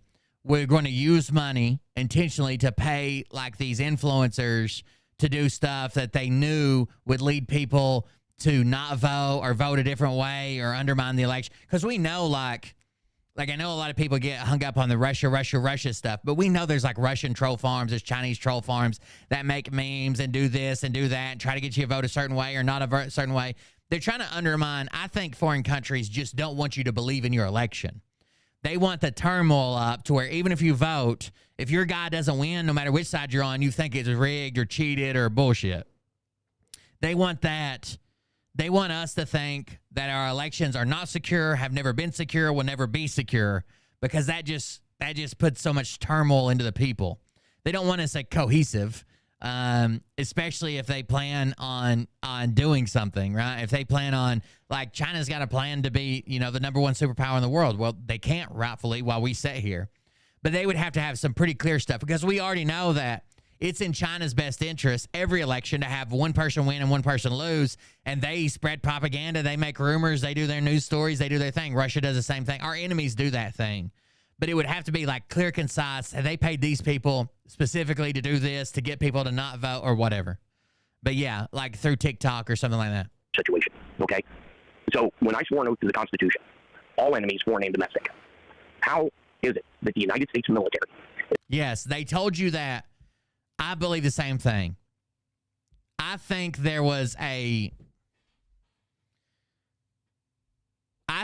probably a tie to Russia and China that under the guise of patriotism, they spread stories and memes and had troll farms and stuff that basically wanted to paint patriots as these crazy lunatics. And a lot of people bought into it. That'll do anything, get for Trump, and blah, blah, blah. So now, people like me, who I believe I am a patriot, like I love our country, I would do anything to defend our country, protect our country. I'd go back and serve if I had to. If I label myself patriot, there's an entire group of people that'll be like, oh, that's a fucking lunatic right there. That's one of those crazy motherfuckers that'll kill his family with a harpoon out in the Mexico desert. Like, under the guise of patriotism, they've labeled all of those people like fucking lunatics and made them look like lunatics. They've also undermined the election. Like, everybody thinks that the elections are a huge majority of people now think that there's no way to secure the elections. If their guy loses, it's obviously cheating. There's no way to fix it. It's going to be even worse if Trump loses this election. People like, I know people that have already written off voting. If Trump loses again, there's going to be an order of magnitude more people that write off voting forever, thinking that it's rigged because the seeds are already planted there.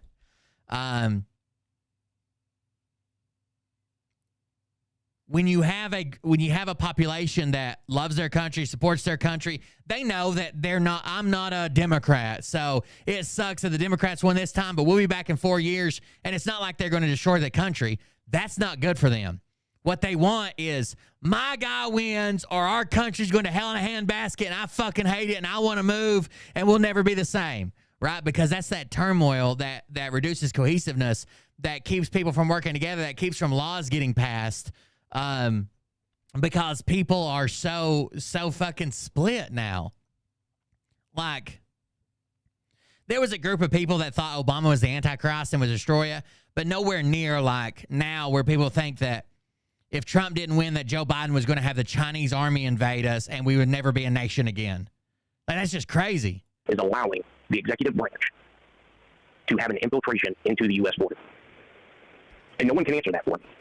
Well, and I watch a lot. Is it? To that. But you do have a lot of people that see that what's going on in the news, and then but you have other things that's happening directly that's around them, but they're not paying attention to that. So I agree. Chaos. With that, and with the let's look at the border situation. Okay, so when I swore an oath to the Constitution, all enemies, foreign and domestic. How is it that the United States military is allowing the executive branch to have an infiltration into the U.S. border? And no one can answer that for me. Well, and I watch a lot of these. I watch a lot of the Senate hearings with like What? The military takes their orders from the commander-in-chief ultimately, and they're doing what they're instructed to do. What did you think would happen? Someone obviously doesn't know Jeff B. well. They said, well, can you tell us what actually happened on J6? No. He's just weird. He can't tell you. Mayorkas. They're all treasonous. Yeah, they're all treasonous. Crazy. Well, and it's something. And now I would watch them, and of course you're going to have the Democrats. I mean, they're just going to lie to your face, right? They're just going to lie to your face, really. But then when I've watched some of the recent ones. But listen to this. Democrats are going to lie to your face.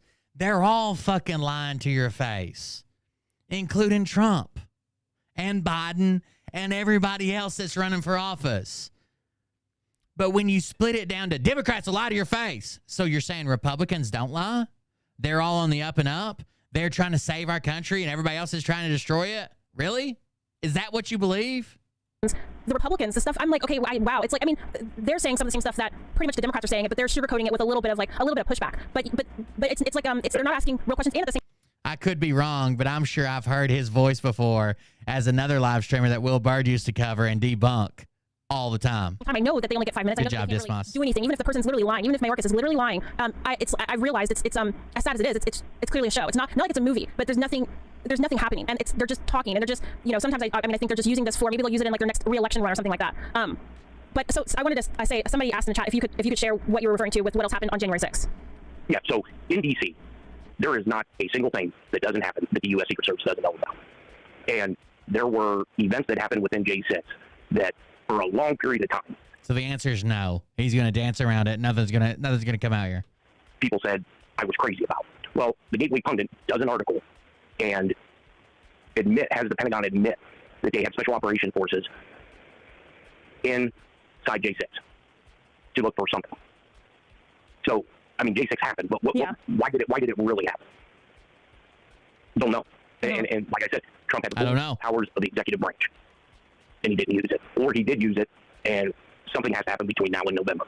I did happen to watch these guys that were testifying. It was these 4 people that didn't get to do they didn't get to testify in front of the sham January 6th committee. And these people were in the know. They were next to the people in the chain of command, and they were part of conversations with like Christopher Miller and other generals that I'm not sure of their name. And they were saying point blank that from their observation, from what they observed being there, that literally what happened was you had Milley saying all of this stuff about Trump and how he's wanting to do martial law. So you have these other people that would have been in charge of the Gateway Pundit has become it's a propaganda producing machine. Like I used to read the Gateway Pundit and thought that they could actually at one point like they might spread some actual news without they're insane. The Gateway Pundit is fucking insane.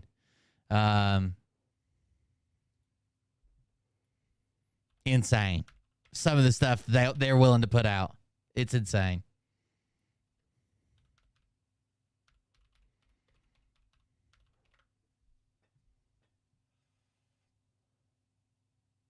Chris Miller was in the Army. Fifth groups, fifth special forces, for the support, I think, intelligence support activity or whatever.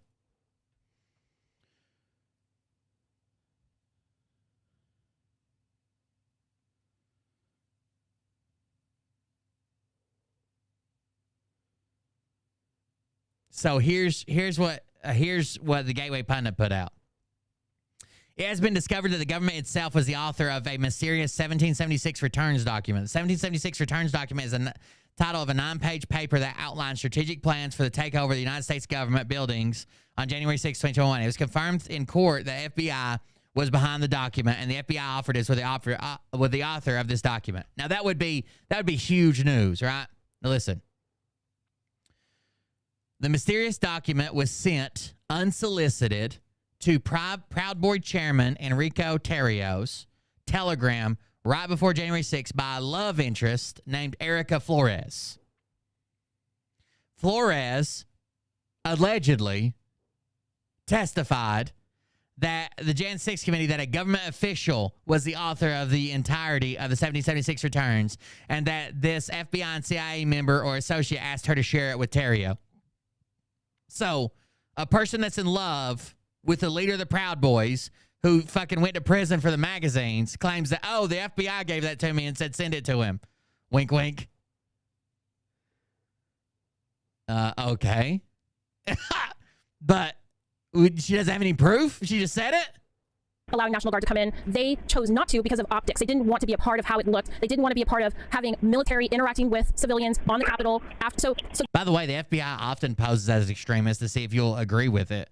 Not to actually get it to happen, but if you'll actually agree to it and arm up and like you're getting ready to do it. This is the same way they get people for gun running or building bombs or whatever.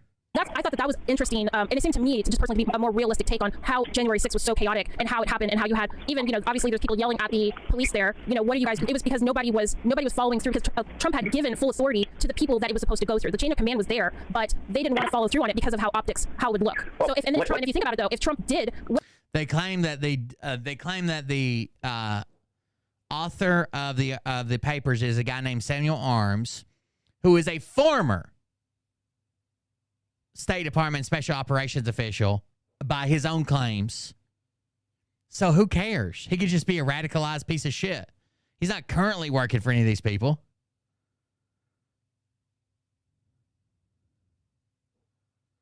This guy could just be a radical piece of shit that's like, hey, can you get this to him? This is what we need to do. How many people have we seen in this movement that are former military? We're talking to a fat one right now, Jeff B. It's like Trump was kind of in a position, and I agree with this. Trump was in a position where he's damned if you do, damned if you don't. He would have looked really bad if he just bypassed everybody and then just said, "Do this, okay? I need National Guard there now," and he just bypasses all these generals and all these people. Well, that's called a fucking coup. Typically, the order would go in, and then when he didn't do it, and he allowed it to happen, he allowed the chain of command to go the way it was supposed to go, and they lapsed. They didn't do it. I kind of tend to think of it more of that way. It was just a lot of people that didn't want to do what they were supposed to do because they didn't want it to look a certain way. Well, let me ask you this. So, hypothetically, let's say you have a kid, right? And your kid participated in January 6th. And your kid has been locked up for the last 4 years. No due process, no speedy trial, no, habeas corpus, right? Yeah, the Gateway Pundit put out a story yesterday, I guess. I've seen the headline. It says, Biden's armed and dangerous Mar-a-Lago raid. FBI took dozens of photos of Melania Trump's room, were focused on her binders, and they were ready to kill.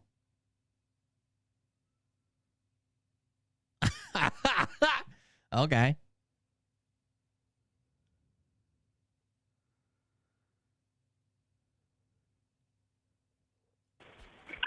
Wouldn't you be on TV asking, why isn't my kid getting a fair trial?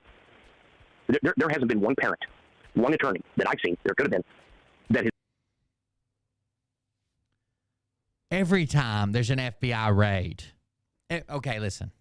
Every time I've ever went on a mission, even training missions, we made a use of force doctrine when it was okay to shoot someone, when it wasn't okay to shoot someone, when it was okay to use escalation of force, when it wasn't. What do we do if we have a casualty? Like, we could literally be taking water to some group that was stranded somewhere, and we would have when we could use our weapons, when we could use deadly force, and what to do if we had a casualty. So the fact that the FBI had a plan and a use of force doctrine and a what do we do if we take casualty plan is not out of the order. You have that for everything. We would, when I was finishing my contract in the National Guard, we would drive to annual training every year, just driving down the interstate. And we had use of force, what was allowed, what wasn't allowed, and what happened if we took a casualty. There hasn't been one parent, one attorney that I've seen, there could have been, that has been on TV asking why their client or why their child isn't getting due process. In regards to January 6th? Absolutely. They have been, supposedly, according to the news media, they have been held incarcerated since January 6th. Why would they be interested in binders that were found in Melania's room or Barron's room? Why would the FBI be interested in binders that were potentially found in other parts of the of Mar-a-Lago? Because Trump had documents hidden all over the fucking place. He had documents in the shitter. If it looks like it could potentially be documents that belong to the U.S. government, that's what they're there for. Why hasn't there been one attorney that has went to the U.S. Supreme Court and demanded due process for their client? And why? Well, I would. Oh, sorry. Go ahead. No, go ahead. I would only. I mean, I would just think that they're absolutely. They in regards to January. Been on TV asking why their client or why their child isn't getting due process. Isn't my kid getting a fair trial? Wouldn't you be on TV? No speedy trial. Hypothetically, let's say you have a kid, right? I hear hypothetically. That way. It was just a lot of people that didn't want to do what they were supposed to do because they didn't want it to look a certain way. Well, let me ask you this. So, hypothetically, let's say you have a kid, right? And your kid participated in January 6th. And your kid has been locked up for the last 4 years. No due process, no speedy trial, no habeas corpus, right? Wouldn't you be on TV? They are. I follow Facebook groups that are still very upset. I personally think that there were people that need to be prosecuted on J6. I think they've also made it kind of a stunt the way they dragged this out. Not necessarily for even either political party. They've made it an example to say, hey, look, if this happens again, it's going to be fucking bad. They've made that an example. And there are families that are protesting like, hey, what's going on? Why can't we get through this? You know, what the fuck is happening? Why are they still locked up? Why there's people that are campaigning for this, even doing still fundraisers and shit. Maybe you're just not looking for it. Asking, why isn't my kid getting a fair trial? There hasn't been one parent, one attorney that I've seen, there could have been, that has been on TV asking why their client or why their child isn't getting due process. Yeah, that's a lie. There hasn't been one family member that's went on TV to say, hey, why is my family arrested? That's a lie. That's a lie. I know the faces of some of these family members, and how the fuck would I know who they are? In regards to January 6th? Absolutely. They have been, supposedly, according to the news media, they have been held incarcerated since January 6th. Why hasn't there been one attorney? They haven't been incarcerated since January 6th. There wasn't anybody arrested on, well, there was very few people arrested on January 6th. They were rounded up over the next year. That has went to the U.S. Supreme Court and demanded due process for their client. And why? Well, I would, oh, sorry, go ahead. No, go ahead.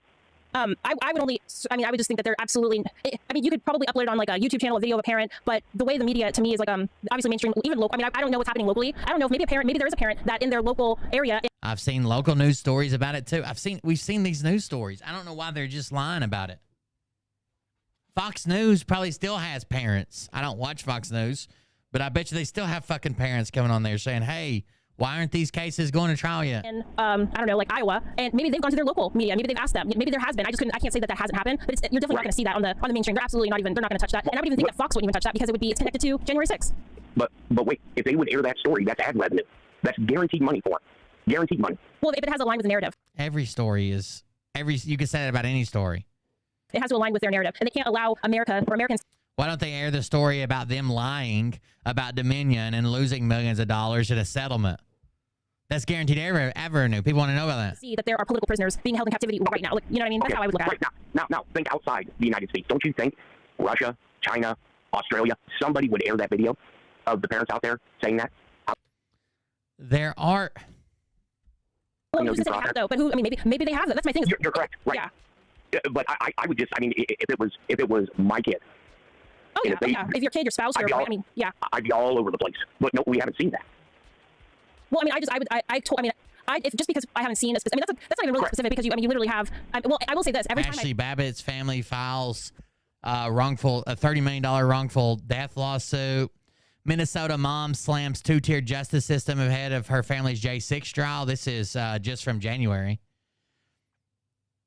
There's a news story. Help for J6 couple Deborah and Philip on Give Send Go. The people who turned in their parents for their role in the Capitol attack for The Guardian.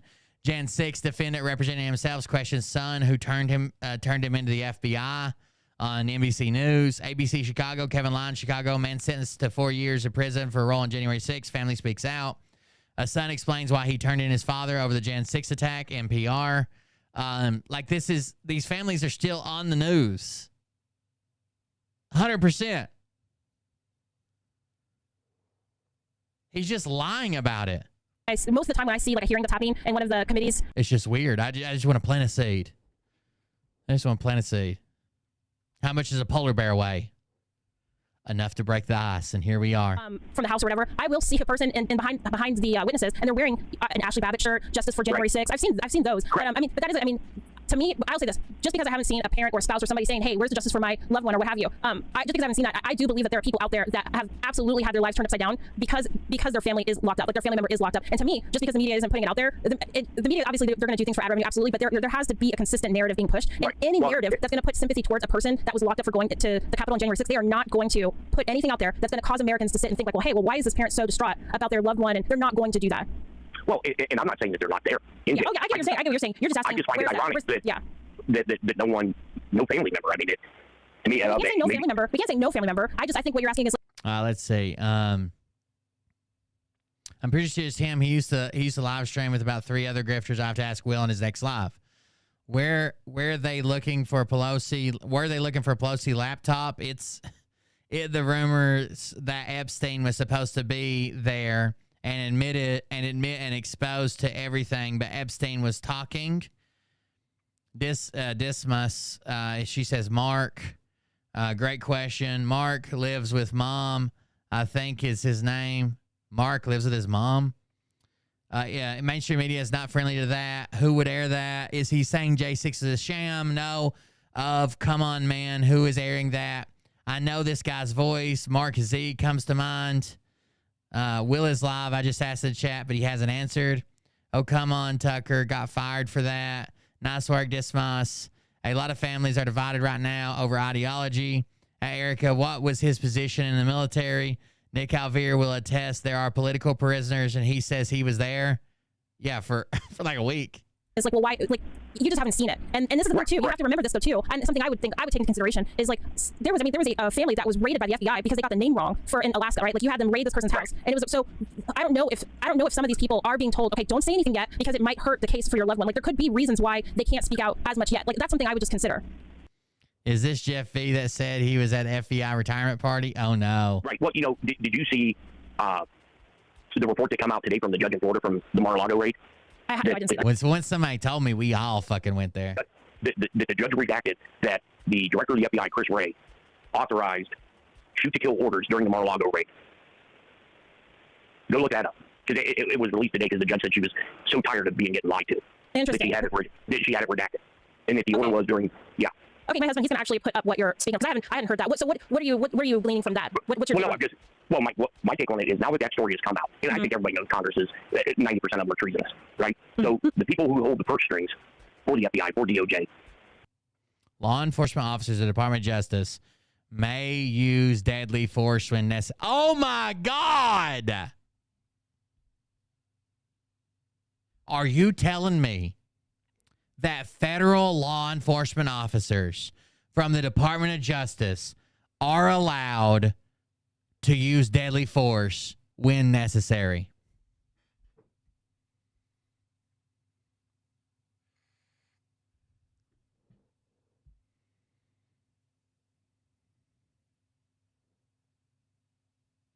If they were there to kill people, why were they instructed to come unmarked in polo suits and collared shirts, or polo or collared shirts, and to keep their law enforcement equipment concealed?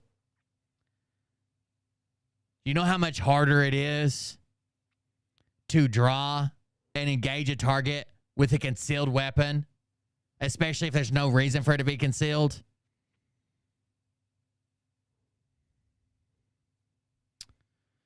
According to an operations order produced in Discovery, the FBI believed its objective for the Mar-a-Lago raid was to seize classified information, NDI, and U.S. government records as described in the search warrant. The order contained a policy statement regarding use of deadly force, which state, I bet you this is in every fucking order they've ever put out. You goddamn retards. They should have the Attorney General and the Director of the FBI in there on TV in front of Congress explaining why they gave shoot-to-kill orders. Okay. Shoot-to-kill orders.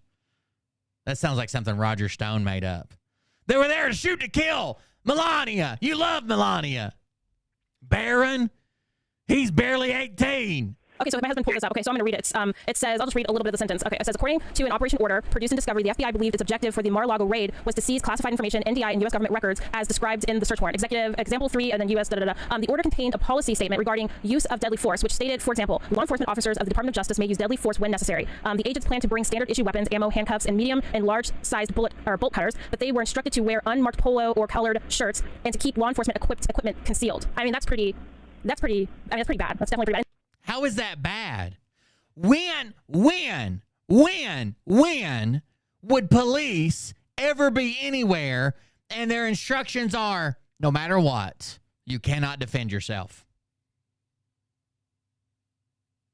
Walk me through that scenario. Walk me through a scenario where we send the FBI somewhere and say, look, don't bring your handcuffs, don't bring your guns. If someone shoots you, you just got to stand there. Okay?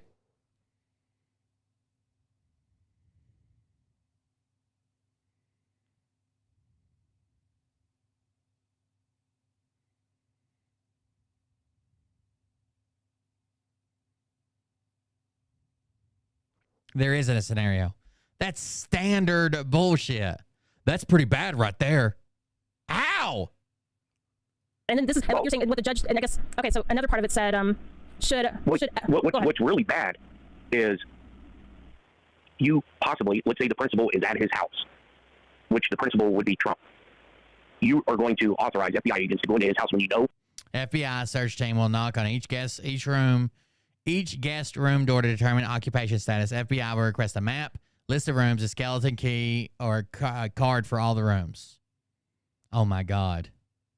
Should the former POTUS, arrive at Mar-a-Lago, FBI, EM, and OSCs will be prepared to engage with former President of the United States, USS security team. Do you think this means that engage in combat? Is that what you think this means?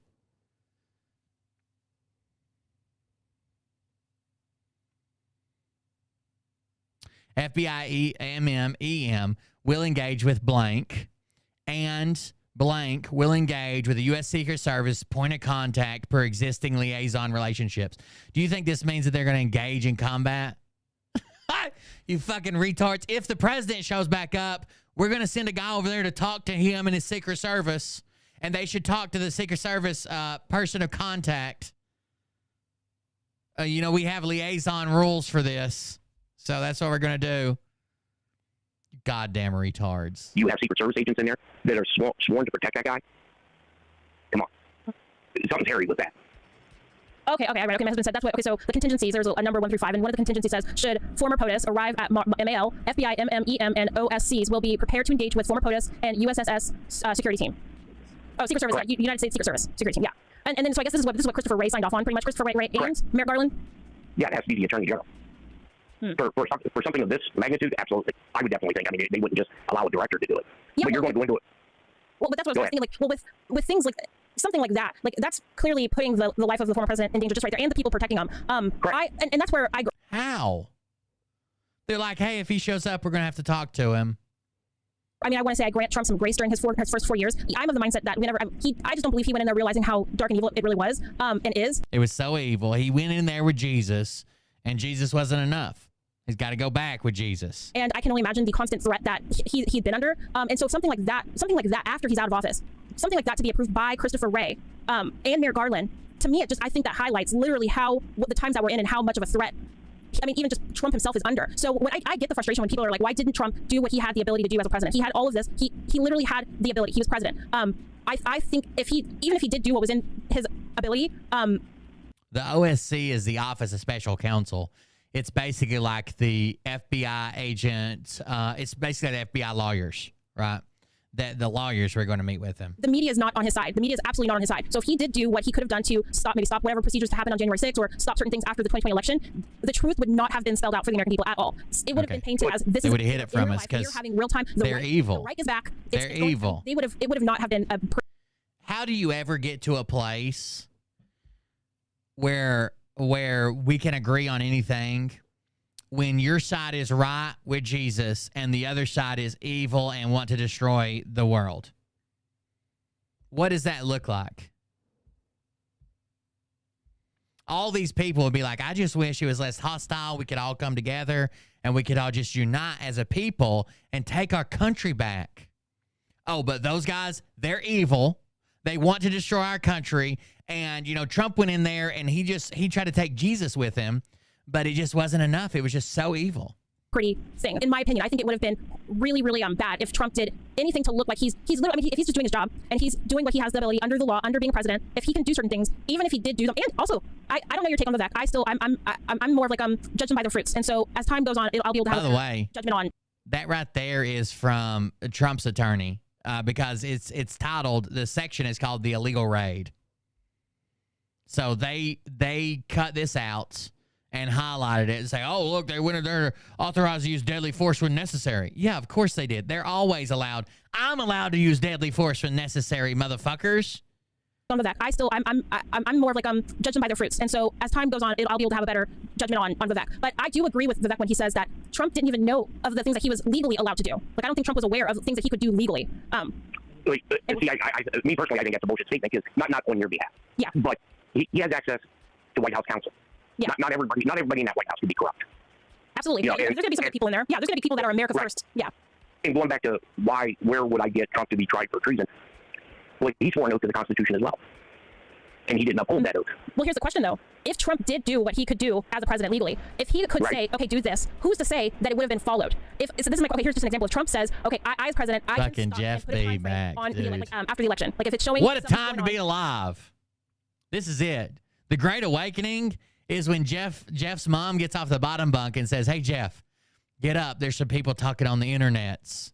And I think you should go tell him that you were in the intelligence community. And he's like, okay, I, under the authority of being president, I'm allowed legally to put a pause now. Who's to say at that time you wouldn't have Milley or Esper or these other, what are they called? Like the top, like, Well, you mean like his cabinet? Yeah, who's like his cabinet, exactly. Who's to say that they wouldn't then take it upon themselves and say, okay, now's our chance, we got to get him out? Like, because that's what they tried to do in 2017. Obviously, with the 25th Amendment, they were trying to get him they were trying to get him out. So I'm just saying that Trump very well. I should have fucking called in if I wouldn't have been busy covering what's his name, Photo G Steve 81. I should have called in.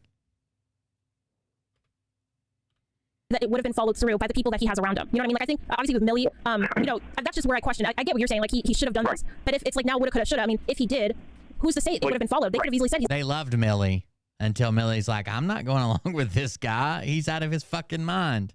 Oh, that traitor. Losing his mind. We have to, and they have the media on their side, so they can paint the picture of this guy's not well. He's freaking out. You know, it's not going his way. His dementia has now, like, it's now off the rocker. It's, you know what I mean? Like, right. That's what I think. No, yeah, and I get that, but I just think my personal opinion is Trump picked Mark Milley in 2018 to be his Joint Chiefs chairman. Biden didn't pick him. Mark didn't pick himself. The deep state, the evildoers, the Satan worshipers, the kid diddlers, the baby eaters, the fucking tunnel diggers for the baby farmers. Trump picked him. he had the full powers of the presidency. And guess what? If the commander-in-chief gives the chairman of the Joint Chiefs of Staff a direct order, and that order is not followed through, okay, you're now you can be relieved of your command. Anybody on that cabinet at any point in time, the president can relieve them of their command. Well, but the thing about that is, like he very well could do that. He could say, you're not following, you're out. But I just know that with how deep and dark and evil that place is, the way that it's all set up, there's going to be some. It's always the evil. Trump did everything he could, but listen, that place is so dark and deep and evil. What was a godly man like Trump supposed to do? Grab them all by the pussies? That's the only part he's rehearsed. Somebody else that takes that cabinet member space that would reject the order, and it would look, obviously, public opinion and the sway the media has, it's like demonstrably strong. The media could easily say, this guy is crazy, he's losing his mind, he's firing all his, that it would have turned, I mean, it would have been pure pandemonium, it would have been pure chaos if that were and I think that he was given limited options. Okay, I want to read a comment. You know the one thing that Trump never has on his side? The evidence, the truth. He never has it on his side. Yeah, it's easy for the media to spin a narrative about what Trump says because Trump just says it, and there's never anything to support his claims. Real quick, I find it interesting that all of these are now coming out against this is something I'll just say straight up. Like, there are a few people that are they're guessing who you are. I'm not. You gave your username is who gives a shit who I am? I don't want to identify. Who gives a shit who I am? Because they're saying all these lying piece of shit grifters, you are now coming out against Trump. That's weird. Because that's who you are. Who gives a shit who I am? I'm just a guy with a bunk bed. Yeah, so because I don't recognize your voice, and some of them have said they recognize your voice, and I personally congratulations, right? Well, right. Yeah. I mean, I give two shits. But okay, so here's a question. When did it lends itself to your validity, to what you're talking about. This is my question. When did you? You're trying to rebrand yourself as bottom bunk Jeff, and you're top bunk, baby. You're top bunk. Like, so when did you just say, okay, Trump, you did it for me? Like, this is it. I support you, but like, you should have done. What was there a specific time where you're like, I can't go with you anymore? There it is. That's Jeff B, and everything he says is a lie. That was a comment I left. It's not necessarily that I can't go with him. It's just we're coming to an end point. And when you go back and you listen, like I said, you can't have a 2024 until you have a 2020. Or I'm sorry, until you fix 2020. Oh, no, it's blowing up. You're going to have to explain it. All right, so with your theory that if Trump would have done X, Y, and Z, why he was president, right? So let's say hypothetically the blind listening to the retarded, said Yori. The blind listen to the retarded. The election. Mm-hmm. So what's he going? You can't be a bottom bunk, buddy. You're top bunk. What's he going to do? You got that bottom energy, but you're definitely top bunk for the next 4 years. Because Trump, like if you're saying if he wins this next election, what is he going to do next 4 years? Right, because you're going to have the same scenario, right? The media is against him. They're going to impeach him every 20 seconds. Hell, they're even saying now, the Democrats are even saying this motherfucker. Now listen. We were watching a Liberty Warrior stream. I was watching it, and then I covered it on the show. I was watching a Liberty Warrior stream. Now, there is a very, very, very famous story about George W. Bush. Okay? George W. Bush was asked on Thanksgiving whether he was at his house in Texas, where he was going to be having Thanksgiving dinner. And he said, Iraq, and laughed, right? This might have been the day before Thanksgiving. Where are you having Thanksgiving dinner at? What are you having? And he's like, I think I'll have it in Iraq. And everybody laughed and thought it was like a weird joke. He hopped on a plane and went to Iraq and ate with the troops on Thanksgiving. He gave up his Thanksgiving. It was a cool story. Most of the media didn't know. He only took the elite press staff there to take pictures, and no one really knew. They hopped on a plane. That's the thing that happened. So in Thanksgiving 2 years ago, they were all talking about their most memorable Thanksgiving. They're like, Jeff, you have any memorable Thanksgivings? And he's like, no, they're all the same. And they're like, what about when you were in the service? He's like, I don't know. And they're like, oh, come on, tell us. And he's like, well, I guess the most memorable Thanksgiving I ever had when I was in the service was in Afghanistan. Now, right off the bat, when he says Afghanistan, Jeff B. was out of the military years and years and years before September 11th happened. So who the fuck was he in Afghanistan with? Then the motherfucker says George W. Bush came and had dinner with us. Bush has only been to Afghanistan once. And it was in April to meet with some Afghanistan leader they had just put into power or was elected or whatever. He's never been in Afghanistan or had Thanksgiving dinner in Afghanistan or done anything with the troops in Afghanistan. It just wasn't nearly as secure as Iraq was at some points, right? This motherfucker lied about Thanksgiving Day, messed up all the years, put the president there for some reason, and said that he was there with the Navy SEALs and George Bush in Afghanistan. Don't you think that would make the news? If George Bush, the fucking president, went to Afghanistan to have dinner with Navy SEALs and Jeff B's pudgy little ass was there staring over the top bunk. Get the fuck out of here, dude. What a fucking lie to tell. What a fucking lie to tell. If he does win the 2024, they're not going to certify the election because he's an insurrectionist. I mean, I'll say it as a person. I don't think that. I think Trump did all he could in 2016 whenever he was in office. I definitely think that he was having things thrown at him every which way. So it wasn't a real. I mean, to me, it was obviously a legitimate 4 years, but it was so sidetracked with just detractors and people coming in and pretending to be America first. If he were, that's something I've even asked before. If he wins again and he's in there 2024, he's only going to have 4 years. So that's I think he's only going to have 4 years. What is he going to be able to do? He told Liberty Warrior one time that he would renounce everything. I think it was even a bet involved, like some money. And he would come out immediately and call him and say that he was a liar and he was made everything up about his whole life if Obama didn't get arrested. And he even had the city in Boston on October 21st of 2021 that he would renounce everything. He would say that he was a liar and a grifter and a scammer. He knew for sure.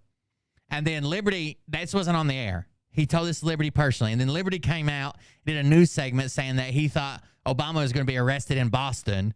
And then there was a plane that flew over Boston. He's like, oh, I think that might have been it.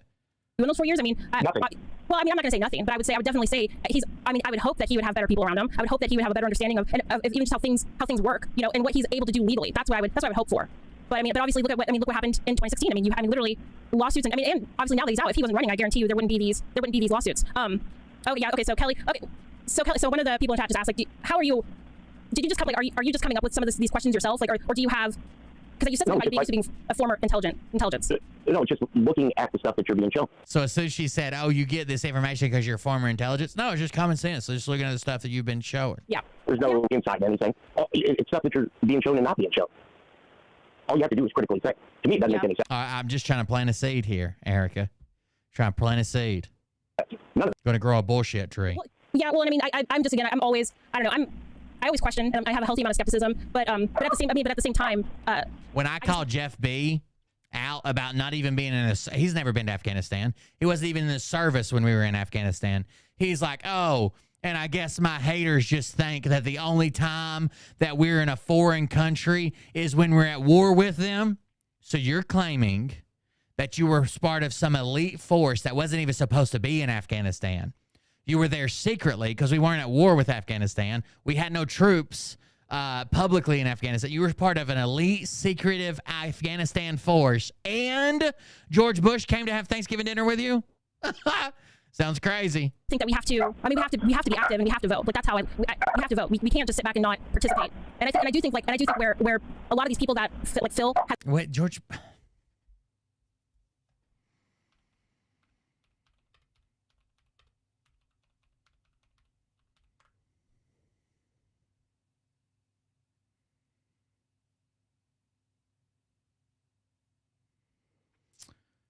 George Bush wasn't even president when Jeff was in the military.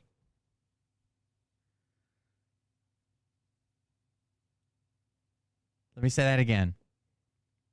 George Bush wasn't even president when Jeff was in the military. So the governor of Texas claimed and admit your elite special operations force that wasn't even supposed to be in Afghanistan. He come over there and have Thanksgiving dinner with you? Has pretty much lied to you. Unfortunately, a lot of these people are going to say that they're not going to vote because 2020 was never fixed. And I just don't believe that. You know, and like you said at the beginning, you know, you said Trump said, okay, if 2020 isn't fixed, 2024 doesn't happen. Whether he was just repeating what somebody else said, I don't know, but that's that's for him to defend. But yeah, I appreciate you calling in, and I know that you were I know that you were going back and forth with some of the people in the chat, and everybody has an opinion on this, and I just don't think we should be in an echo chamber, and I just don't think that we should listen to people.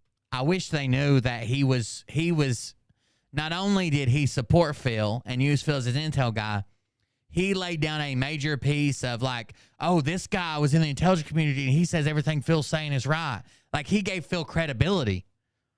Y'all are worried about him stealing from these old people. Jeff B gave him credibility. People that also agree with. He told Liberty Warrior on a show Liberty Warrior had, and Liberty Warrior had a bunch of viewers at the time that watched Phil and probably gave Phil money, that Phil one time said something about a pineapple, and he knows exactly what that means. That means that he worked at the same place that anybody that says pineapple, that means that they worked at the same NSA place.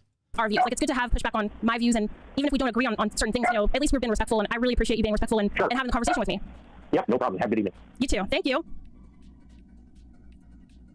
That was fun. Okay, let me check some. Okay, cool. Okay, yeah. So I saw the comments. I was reading some of the comments.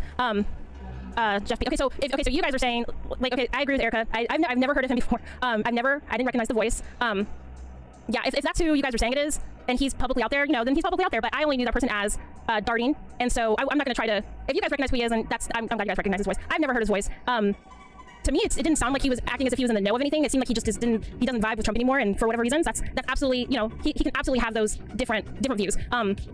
I don't know, like, did you guys or did anybody get a sense of like that he was saying stuff that he knew secretly or that he's in the know of? Okay, this one says, have you no idea how crazy that guy is and what lies he said? He's had no government service and lied about being shot by the FBI. Well, if that's what he said, then that's for him to defend. But he did bring up the judge in in Florida. I thought that was pretty interesting.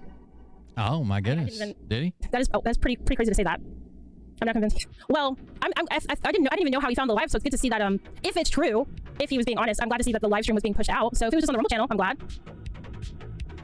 Let's see. I saw Weezer. Yeah, I saw.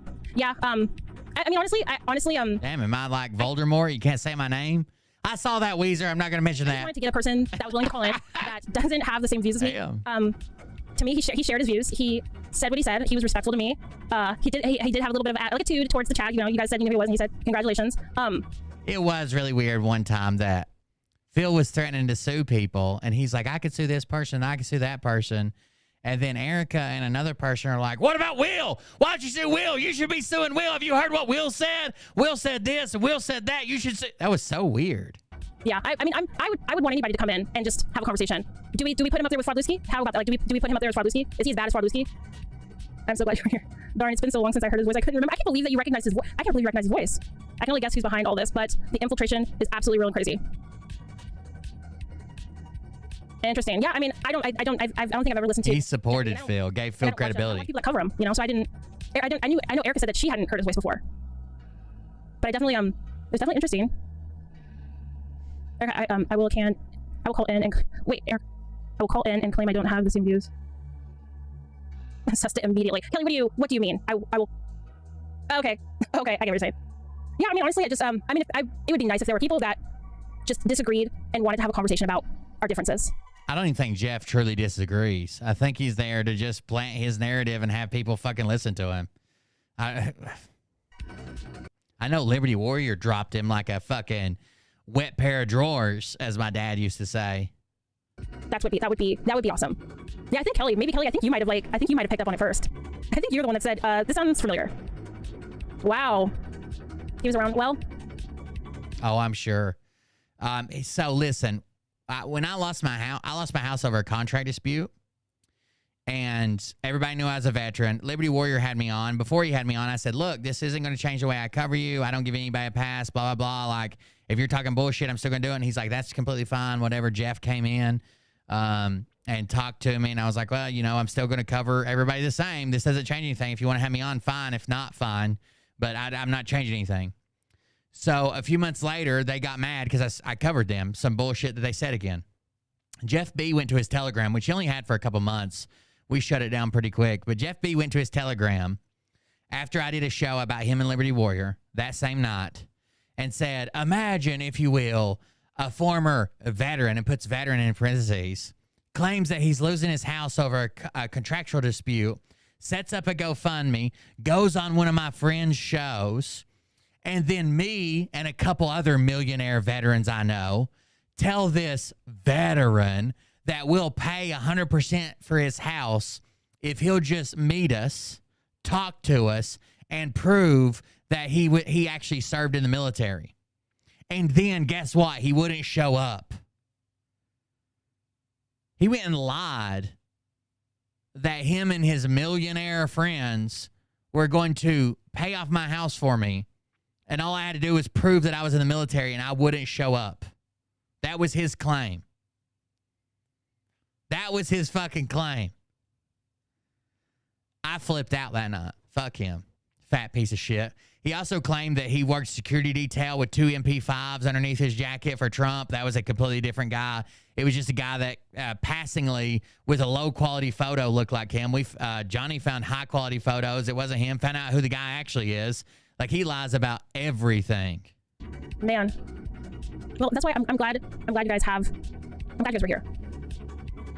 Okay, well, I guess we did a way longer stream than I was thinking. 2.5 hours. I don't know if Kaylee's still here, but I definitely appreciate Kaylee calling in. And Don, I know he got off. I know he had to get off. I'll call it and then claim I don't have the same views. Oh, but I'd rather not have some person lie to us and come in and try to cause discontent with intention. Dismiss. So the general message was not to vote, and DJT is a no-go.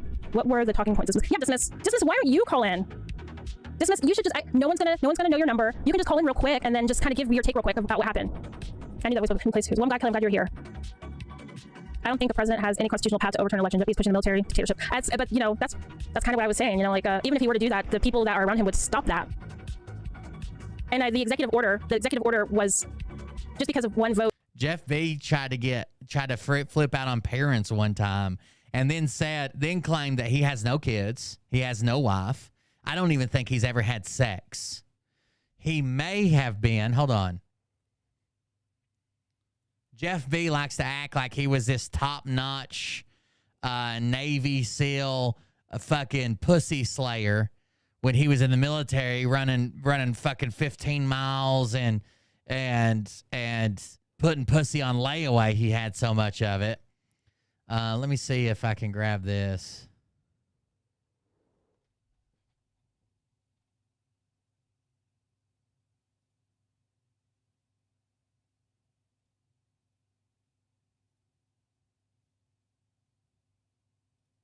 I got a couple images here. So this is not Jeff B, but this is the guy who claimed it was him. From the back and kind of blurry, it kind of looks like him, right? It's obviously not him, but that was his claim. He claimed that guy was him. It's not. Johnny even found the guy that it actually was. This is the photo he used to claim that it was him. So you see how shitty the quality of this photo is? He said, look, you've seen me at that Trump event. My jacket was puffy. It wasn't cookies I had under there. I had 2 MP5s, dual-wielding MP5s.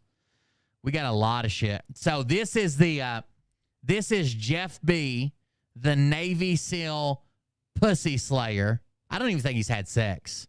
I don't imagine this fucking anything. When I first saw the photo, I thought it was a woman.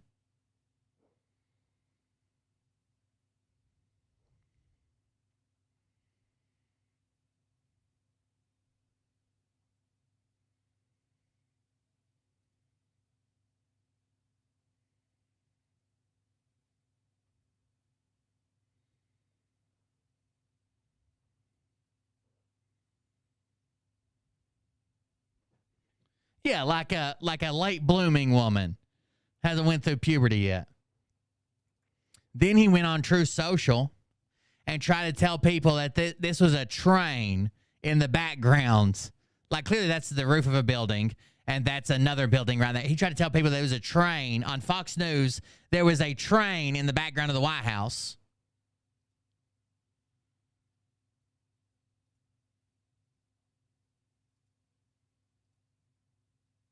Guy's wild, dude. He's wild. Lies about everything. Then he tries to come out and say that I wouldn't produce. Like, I've had my DD-214 on this fucking show. I've had VA paperwork on this show. I've had my disabled veteran little ID card on this show. What a crazy motherfucker. Going one way, I couldn't. I don't personally. I don't understand. I don't see that as being treasonous. But okay, I just I know I've talked to you before. I know you said like it's not your cup of tea to call in.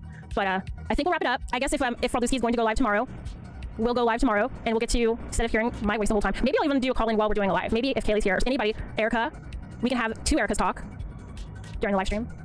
Dismiss. Who did he work with the other two? One guy was from Australia, I think. I don't even want to find. I don't even want to go down the rabbit hole, Jeffy. Fralduski's enough. Fralduski's enough of a fraud. But you know what? I'll probably wrap it up, and then maybe we'll leave the chat going for a little bit. But I can't thank you guys enough for hanging out. Definitely thank you guys for letting me know who's calling in and having my back. I guess we'll do it again tomorrow. So God bless you guys. Have a great rest of your night, and we'll do it again tomorrow.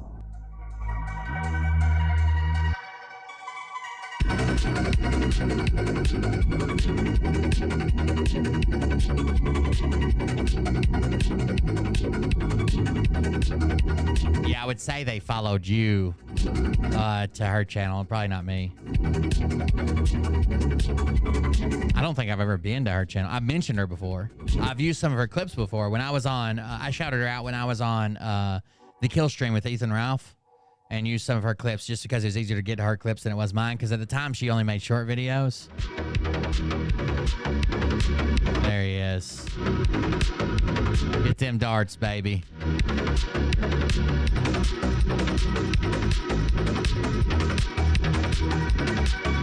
Oh, what I was saying is I don't even think he's never had a wife. He's never had a family. He tried to tell people that the problem is that parents don't show up to school board meetings, and that he goes to 3 different school boards in his local area to every meeting they have. All that sounds like to me is that you're a pedophile. I don't know what to tell you. It sounds like you're a pedophile, dude. If I saw some dude that doesn't have any wife, any kids, lives with his mom in a bunk bed, showing up at 3 different school systems, fucking school board meetings, you're a pedo, dude. The fuck, you hang out at the playgrounds too? Jesus Christ. Get the fuck out of here with that shit. That's some creepy shit, dude. And he's like, y'all are fucking call yourselves parents. I show up to all the school board meetings. Yeah, you creepy motherfucker. Trying to look for a little pussy. Damn. The Mill Team 6. All right, guys, that wasn't even what I intended to cover, but there you go. We did cold plunge. We did that. Oh, I know something that I didn't cover. We grabbed one of them. Your boy Jim from Florida sent some videos.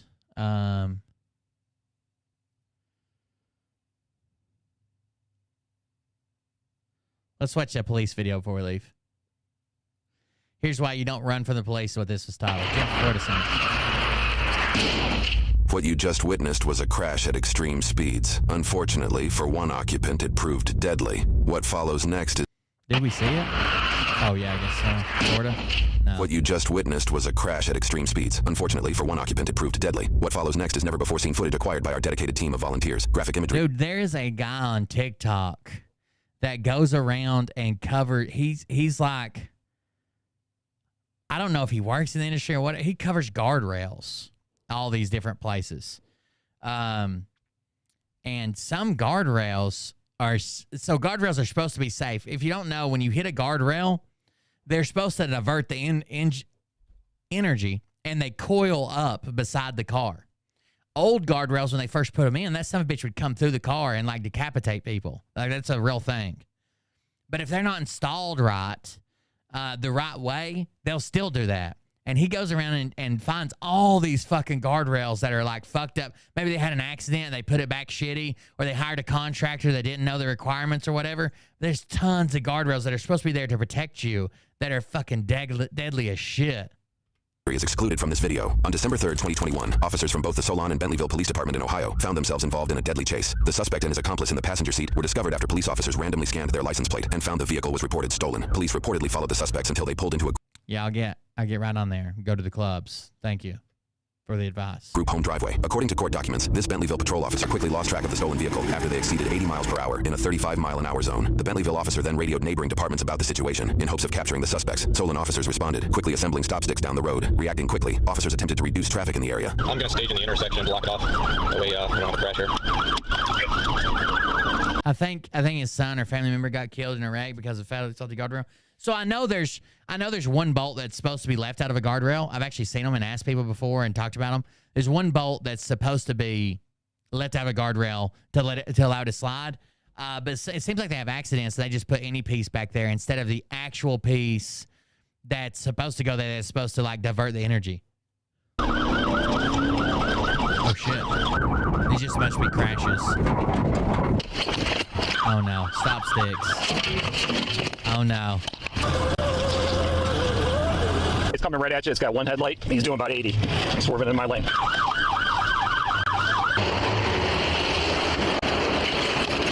Fish him in, baby.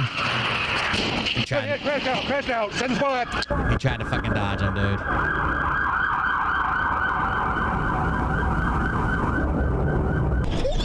Radio, send a couple spots.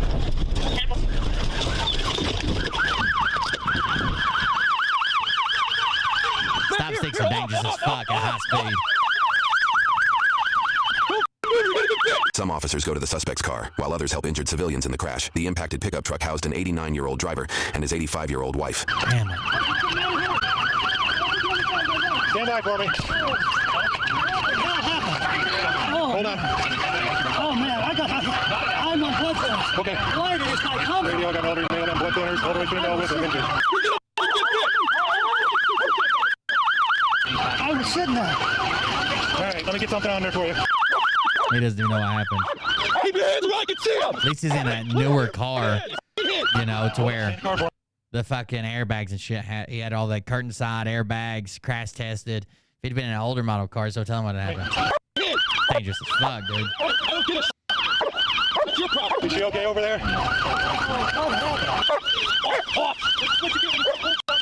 Hey, go to the other side, sir. Would you please, my wife? Can you check on the wife on the other side? Can you get cover on him so I can put him up? Let's go. Let's go. Hang tight, I got people coming, okay? Are you hurt? Or just shook up? Yeah. Okay, stay in the car for me, please. Hold on.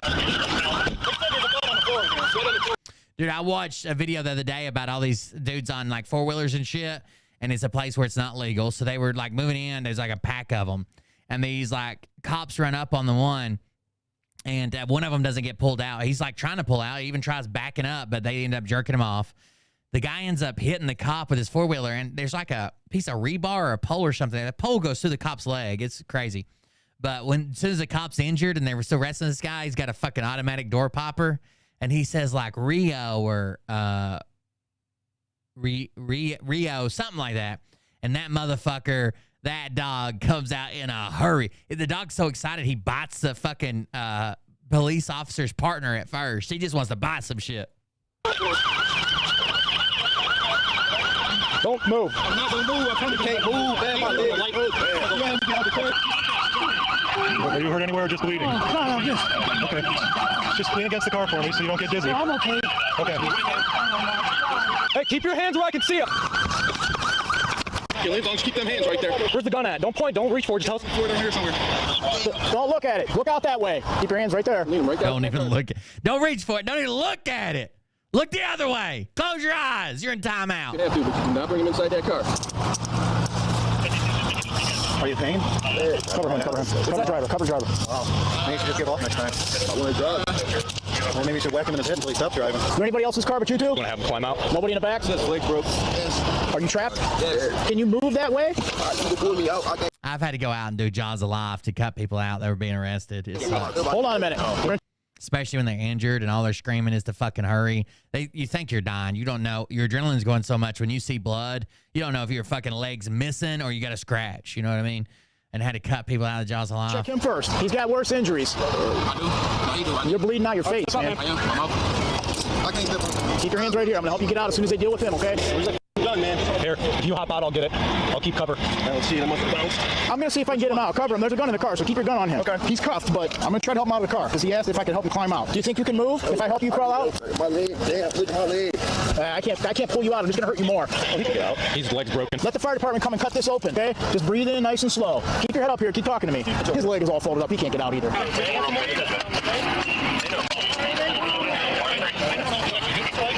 Yeah, I got him. Was he trying to avoid him? Two in here. They're both going to need cut out. The driver may be able to get out, but his leg's broken. Did we get That might be why they don't show the female at all if she passed away. going out yet or no? No, we don't know where it's at. What's going on, man? Okay. Joe, line over here. You got a better line of fire. Keep an eye on both of them. I just hope the other people aren't too bad. I think these guys are probably going to be all right. You still breathing okay? Talk to me, man. Okay, I know. They're going to take the top off the car, probably cut you out.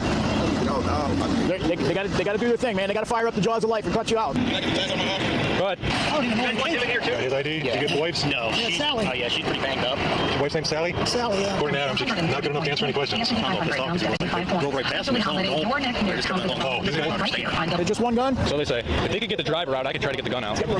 Yeah, I'm saying if the squad gets him out first. Driver might be able to get out. Or we just pull him out and sit him on the grass. Give me a damn cot. I'll take him out myself. There you go. My name's Dan. So we're going to get some tools out. We're going to get north. We're going to spread it, okay? Did you see the other drivers? The other people in the other cars?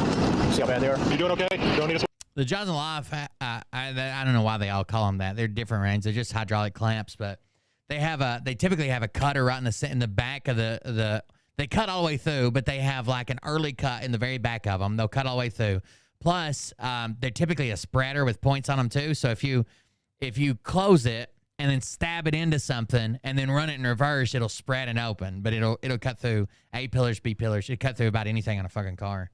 Squad to look at you right now? Yeah, I'm okay. I'm just kind of shooken up. I don't think I'm injured. How you got hung up in this? I work right here. That's where I was going. You might have taken a day off. The male, he's got a couple cuts. It's okay. The female, she had some. And then they'll have a bunch of rams too. The rams they have don't leak back down. Some Porta Power rams do. That's like the general name when you use them in industry. But some rams will leak back down, like they have like an empty position, right? They bypass when you take the pump off of them, but not theirs. So they can put a ram in, pump it up, leave it in place, like maybe it's lifting the roof or putting pressure on the roof, getting pressure off your leg or the dash or whatever, and then unplug it and then run the jaws or a different ram, and it'll stay exactly where it's at. I guess some stomach case would be possibly. Nothing life-threatening though. No. They're lucky, and these guys are lucky. Despite the officer's positive outlook, things would go downhill quickly for one person involved in the crash. Hey, front right pocket, removing gun. Damn it. Front right pocket, removing gun. Keep your hands up. I got you, Steve. Don't reach for that gun. Is that the only gun on you? Weapon secured. Where's the other gun at? Not another gun. I guarantee you the press is going to be all over it. Come on, let's go. Oh, what's that size?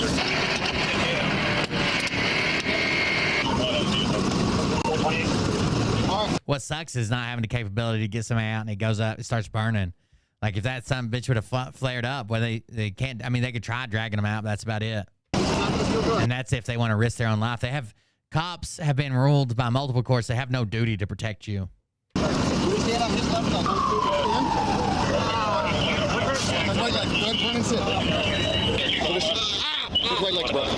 Passenger says he's 19. I wonder how old this guy is. He's an adult. That's what I'm hoping. Get it off. Get the off. There's no way around it. Sorry. My job take care of you medically. Yeah, airbag. She's a little old lady. She was saying like sort of breathe. If I got in there as fast as I couldn't cut the airbag out. Yeah. Hey, Luke, when they get them out, you gotta search them. Yeah, think myself. Do you have any neck pain, back pain, shoulder pain? Neck pain, that's understandable in your situation. If the cop searches back before you put him on the back, you got a broken leg, just so you know. I know, before you move him, you're clear his back. I want to get in there and just check them as they get them out. I have one requesting, they have a female stating that she has a significant other that was involved in the crash, and they want to know if she can come through. No. Got the side radio. Tony, Don't go to Hillcrest. Anybody that matters has already gone to Hillcrest, yeah. Compound. Both. Can fit both. And this is definite. Yeah, I feel horrible. Compound break on both. Started to go, and I'm hitting lights and sirens, and he's still kind of going. Make eye contact with him, tell him to stop. The bang bang thing, They don't care. They don't care. No, they don't. Now the only thing they care about is that they're in pain. Idiots, no regard for anyone's safety. Shortly after the passenger is taken away from the vehicle, officers begin searching the decimated blue Ford for evidence. Is there any weed in there? Yeah, it's not even open. Over weed. Okay. That might be interesting. Hey, Jamie. That might be interesting. Everything they shot a guy during the process. All right. Jamie said somebody was shot in the car. I'm going to guess, because that's why they were running, that mask might have been used. They're thinking that they shot might not make it. After some investigation, officers discovered the suspects were responsible for what courts would determine was a crime spree. 5 days prior to the events shown in this video, the suspects committed crimes that resulted in roughly 4 dozen charges between the involuntary manslaughter, attempted murder, aggravated robbery, aggravated theft, robbery, felonious assault, aggravated vehicular assault, failure to comply, signal of police, aggravated vehicular assault, carry concealed weapons, having weapons under disability, grand theft auto on suspect 1. Suspect 2, the passenger, attempted murder, aggravated robbery, aggravated theft, robbery, abduction, felonious assault, grand theft auto.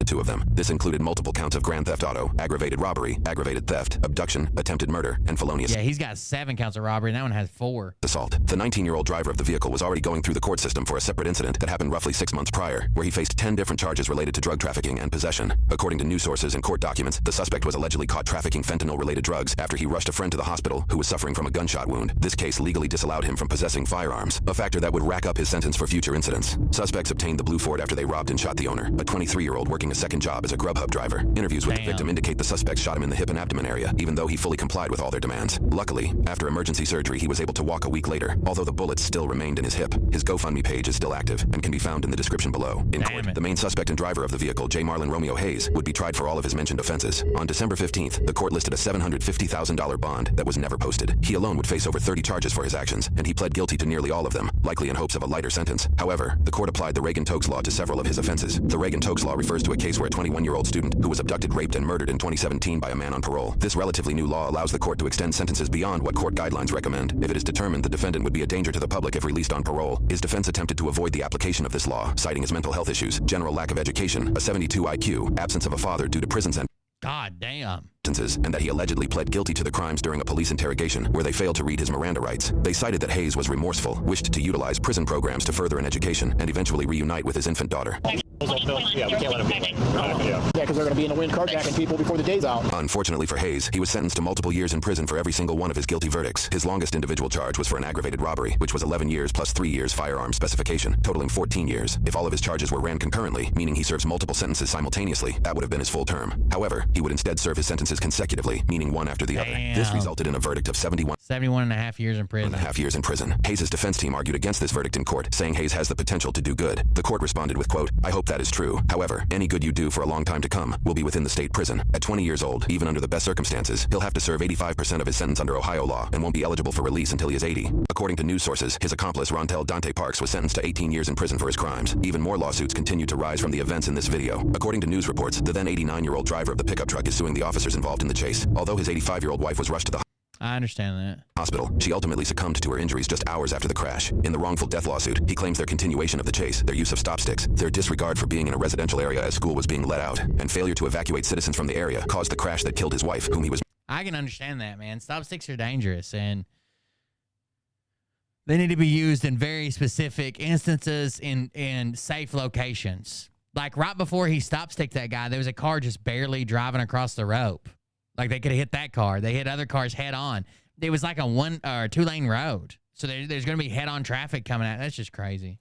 Married to for 65 years. It's not clear if the woman's health conditions played a role. The image here indicates the pickup safety cage held up well under the forces of the crash, and there is seemingly no damage to the passenger side door. He is seeking combined damages of between $25,000 to $125,000. That court case is still active, with a trial by jury currently scheduled on June 3rd, 2024. Lost control of spike strips. Yeah, it was because he was going too fast and the road was a little bit wet. It wasn't because of spike strips. And he tried to avoid them, yeah. I feel horrible. It was because of spike strips, right? If they wouldn't have been there, he wouldn't have been trying to, whether he hit them or not, he was trying to swerve to miss them.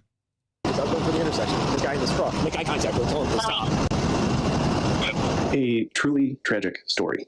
Since finalizing this video, we do have 3 updates. The first is court records indicate there were a total of 52 charges filed on those 2 suspects over a 6-month period, many related to violent crimes or gun violence.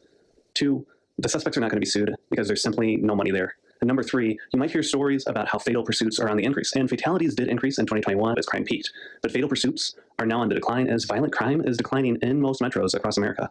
Finally, a big thank you to our small team of volunteers. They methodically tracked all these cases through the court system. They got video from multiple agencies and did the investigative reporting to track down just about every detail in this case. Please consider becoming a member to support our efforts. Thanks. That's cool. He's running a YouTube channel covering this shit, and he's got his community involved doing most of the research to put the videos together.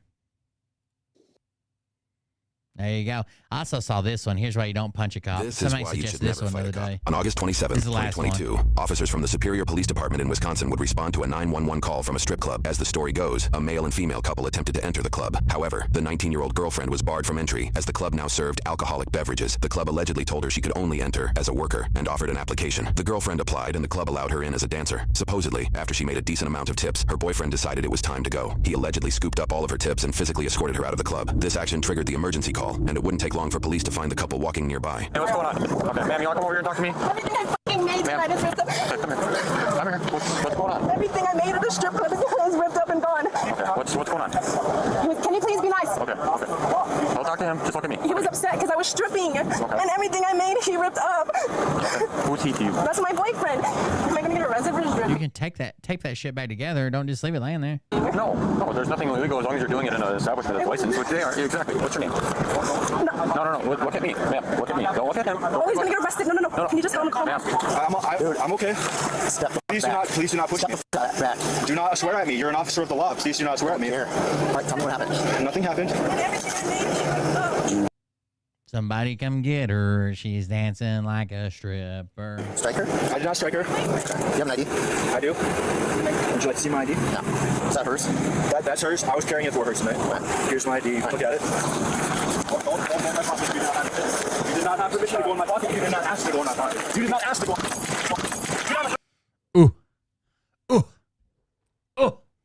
Now, get on the ground now, dude.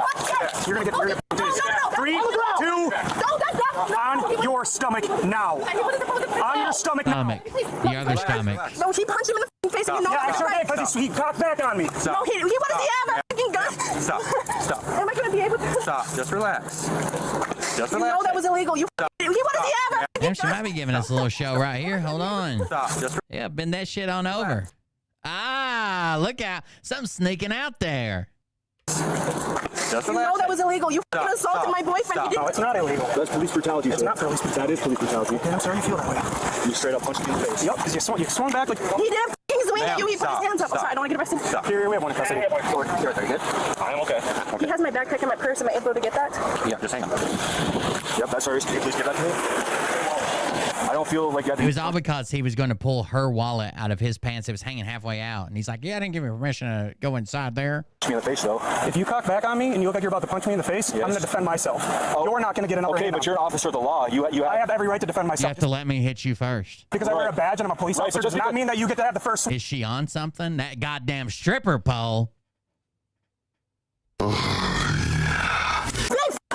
Jason! Stop. Sorry. Wait, do you understand that? Jason! Do you understand that? Right, but just because So I will punch you in the face if I think you're about to attack me. Will you let me speak? No, I won't. But just because I'm a brown person... It has nothing to do with who you are. It does have something. It doesn't. It doesn't. Are you brown? Are you a brown person? Ha! Take this, bitch! You're done, bro. You're done. He's trying to headbutt me in the head. Don't cut the bag. Just take it off. Shut up. Just take it off. It's not my bag. It's not my bag. Yasmin, stop. The bag is hers. It's cut now, baby. I have 2 grams of cocaine in my butthole. Okay, I'm standing. And I have 3 grams of marijuana in my stomach. Okay. No, there's not. You fucking piece of shit. Just try to fight me. I got another squad over here. This guy's trying to fight us and spit on us. Just make no idea. Stop, dude. Don't punch me. Stop. That's illegal. It's not. It's a pressure point. Stop. Punching me in my throat is a pressure point? It's not. It's underneath your chin. Stop. He just punched me in the throat. Stop, dude. You're going to get tased. Tase me then. I have a seizure disorder. You're going to tase me? Imagine just casually saying I have 2 grams of cocaine in my butthole. Dare me. Next time I get pulled over, that's what I'm going to lead off with. You know why I pulled you over, sir? Because I got 2 grams of cocaine in my butthole. Back. Just go stand over there. Give me my money. Just go. It's all ruined. Just go stand over there. No. Get back. Somebody's getting hobbled. Get back. Get back. Yeah, get her back now. No, this is legal. No, you can step back. I'm not comfortable with you that close. Why? Get them, babe. Get them. Why? Because I'm a stripper? No. Do a little dance. Let's see it. I don't believe you. Prove it. Babe, help me. I can't. Please, baby, help me. I can do. I'm sorry. Yeah, you did. Now he's screaming help. He wants her in trouble, too. Up today. You really did. I'm sorry. She wants to look up my asshole. Dude, that was the craziest video. We're going to have to go find that video again. I'm going to have to make some donation animations. We haven't had a donation animation in like a month. Now you're going to jail for multiple felonies. That sucks. Felonies? Yep. Felony. You assaulted assault on a police officer. You started it. You Oh, wait, I just said that and it's not connected. I should probably connect it first, but you know what I mean. Come on.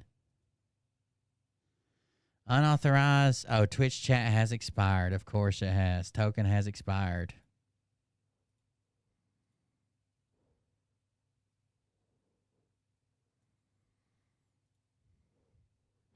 Somebody come get her. She's dancing like a stripper. Connect to Twitch, baby. Connect to Twitch, baby. There we go.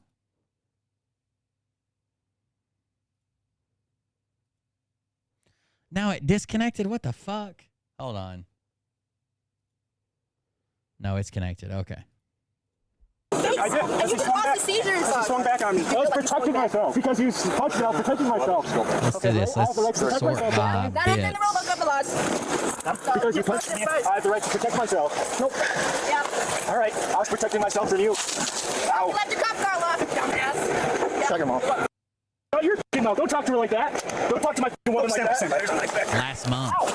Hey, you want to pull through? Virgie, 445. We get an ID on her? Ow! Information I haven't been able to run her.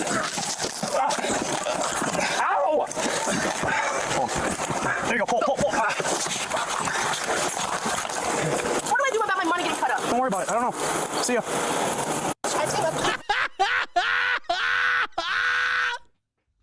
Don't worry about it. I don't know. See ya.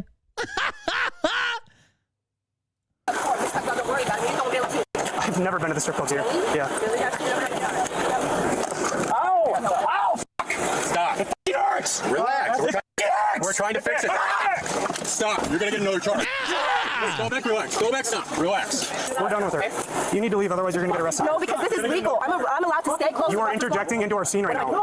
You're getting too close. I told you that multiple times. So just stop. It's very easy. You're built easy. Did you know that? I don't know what that means. That means anything can fuck you. Cool.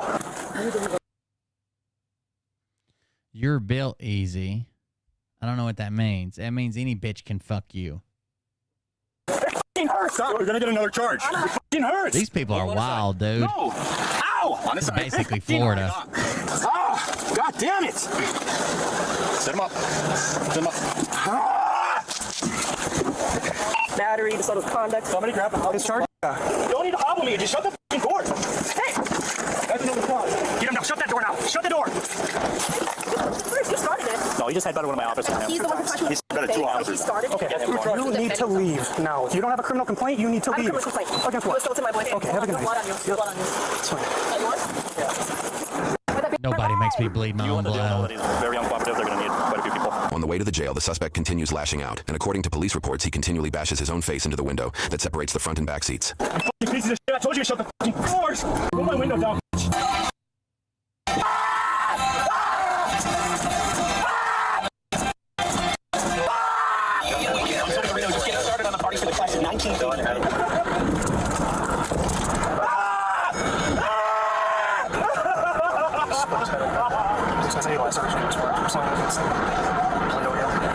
While the suspect is on the way to jail, some officers stay behind to question his girlfriend. So what happened? So we tried getting into the strip club, and I'm not 21. And she was like, well, the only way you can get in if you're a dancer. I'm like, I'll dance tonight. And my boyfriend's like, if you dance tonight, I'm breaking up with you. I was like, okay. After we're dancing, maybe 20, 25 minutes later, he runs up on stage. He's just snatching my money up. He's cussing me out, talking about I need to get off the stage. And the owner was like, that's not your money. You need to give it back. That's when I was like, okay, I got to go. I need to calm him down because he gets angry. As we're walking away, he's I was like, can I just see my money so I can at least see how much I made tonight? He was like, no, this is more money. I was like, what? More money? I was like, naked. And then he starts ripping up my money, and that's what happened. Is there any charges you want to press against him? No. I'm literally homeless, so, I mean, like, I get it. Homeless people, we have nothing. Trust me, I know I work with homeless people. It's a big little place. But that's my only backpack I have, and I'm f***ed now. Are you afraid of him? No. You don't think he's going to hurt you or your children? Huh? Or your children, if you have children? Oh, God, no, I got it. Do you have any questions for us at the moment? Yeah. Who's paying for my backpack? Well, if you want to make a complaint about the backpack being damaged, No, you I can want contact to your complain about supervisor. the officer who punched me in the face. I'll do that. That's well, if you want to contact your supervisor, you have the right to do that. And it assures a summer full of delicious meals coming off that grill. What is your name, man? Okay, I'm trying to help you. She had to strip to get in the club. I'm not asking you a question. I'm looking to see if you're going to be cooperative with jail staff. What'd you say? I refuse to answer your questions, and I refuse to be cooperative with jail staff. All right, man. He's telling us that he's going to fight with you guys. Okay. And he's already headbutted us, he's punched us, he's kicked us, he's bit us, so he goes like this. So I just backed up and I right across the jaw, and then there was a fight on. Who is it? We don't know his name. Austin, just keep your gun on you for now in case something. How's it going? We're going to get the squad car here. Officers place a spit hood over the suspect's head as he had bit and spit at officers during the arrest. They may also be doing this to prevent the suspect's blood from getting everywhere. Can you walk? I'm going to get out right now. Can we check what's going on? Yeah. He was just talking right before I got out of the car. Get medical. Right about the right please. Did you grab shackles? Are you injured or? I think it's from when I was getting shot by the BBs actually. Oh, but I ripped when I was fighting with him. What's your name? You don't know your name? Why was I arrested? I don't know if you know your name. You're going to see my medical, okay? I don't want to go home. Where am I? You're at the jail. Do you take any drugs or anything? You know if you did today? Okay. I'm going to guess that's why you got so much blood. It's from the alcohol. It's up your blood and bleed a bit more. He looks familiar. Yeah. He's not the one I'm thinking of. Hey, Sergeant Jago with the police department. So I just wanted to give you guys a heads up. Another officer then calls the local hospital to inform them about the suspect's unruly behavior, sparing no detail. Upon hearing this information, the hospital shares that they refuse to take the patient in, as he risks the safety of their staff. In the meantime, medics from the fire department look at the suspect first. Soon after, an ambulance arrives. Just a heads up with this gentleman, he's cooperative now. I don't know if that's false or if he's now going to remain cooperative. I did call ahead to give Superior ER a heads up, and they obviously were like, we don't want him here. But yeah, I tried to give him a courtesy heads up, and they were not having it. So why don't you take a look? Maybe he doesn't need to go. I don't know. At this point, the officers were able to successfully determine the suspect's identity. He has seizures and was threatening to do this before. Seizures from what? Pseudo. Pseudo? I think we're I don't think he's pseudo. I don't think he's pseudo. It looks like a couple. Obviously, did he that intoxicated or what's I don't know what the deal is. I don't know if it's all related or it's probably both. Cowards like to play hard. You gotta make sure there's nothing going on with your skull and your brain, okay? Honestly, I prefer not to transport. So you don't want to catch a murder charge. Okay. That way you won't be laying on. We're gonna make sure you don't lay on. I'm wondering if we should sedate him. Do you think that's necessary? Then absolutely do it. He's willing to cooperate. We can put him in soft restraints at the box to the side. That's not gonna happen. That's not gonna happen. We'll get you under a stretcher. We just don't want you to fight. We don't want you to hurt yourself, okay? We don't have a way to stop that. It's not really an option, my friend. I'm gonna call the receiving hospital and find out if they're good with us using sedation here. If he's gonna fight, I don't want him to hurt himself or anyone else. Okay.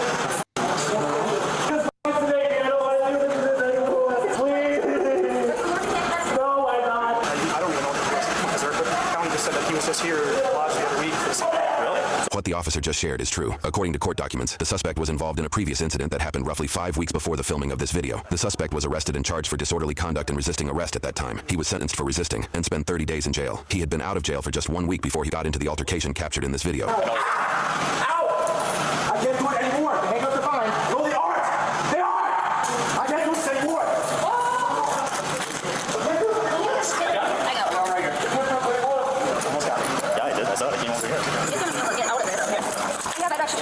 Jesus Christ, dude. How many people does it take? The handcuffs are cutting me. You probably would have had better You ever heard that joke? How many cops does it take to change a light bulb? luck if you started cooperating, Jason. Here, step out. For a minute. Can't do this anymore. I got handcuffs. These handcuffs, that's all I'm asking. That's all I'm asking is to loosen the handcuffs just a little bit. Just stop. Just a little bit. Loosen the handcuffs. Can we man-to-man talk? Yes. We have a 5-minute ride to St. Mary's and those cuffs come off. Okay. And then you go into soft restraints. You can make it 5 minutes. I cannot. It needs some morphine and some gabapentin. Oh, that's what he wants. Is it going to break if I cuff this to that? No. I cannot do it. Hey, we're giving you your meds. Superior, Wisconsin. I'm gonna give you medicine in your shoulder. No! Oh, the joke is how many cops does it take to change a light bulb? None. They just show up and beat the room for being dark. No! No, I don't give you consent. I don't give you consent. I don't give you consent. I don't give you consent. I do not give you consent to do that. You're hurting yourself. I do not give you consent to do that. I do not give you consent to do that. Okay. I did not give you consent to do that. I know. I'm sorry. You're sorry? You're sorry because you're going to lose your job. What's your name? Consent to do that. Is it gonna break if I cuff this? Fucking morphine. You can make it 5 minutes. I cannot. Give me some morphine and some gabapentin. Give me some fucking morphine and some gabapentin. Is it gonna break if I cuff this to that? No. Hey. We're giving you your meds. I can't do it no more. I can't. I'm gonna give you medicine in your shoulder. No. I don't give you consent to do that. I don't give you consent. I don't give you consent. I don't give you consent. I don't give you consent. I do not give you consent to do that. You're hurting yourself. I do not give you consent to do that. I do not give you consent to do that. Okay. I did not give you consent to do that. I know. I'm sorry. You're sorry? You're sorry because you're going to lose your job. What's your name? What's your name? Name's Alva. Alva what? That's all you gotta know. What's your last name? You don't get to know that? Yeah, because you don't want. Because you don't want to lose your job. What's your last name? No one knows that. What's your last name? Let's not start with that, guys. What's your last name? Not gonna go there. She knows. I didn't want to say it because, I didn't know, but yeah. What the Not fuck? gonna go there. She knows. I didn't want to say it because, I didn't know, but.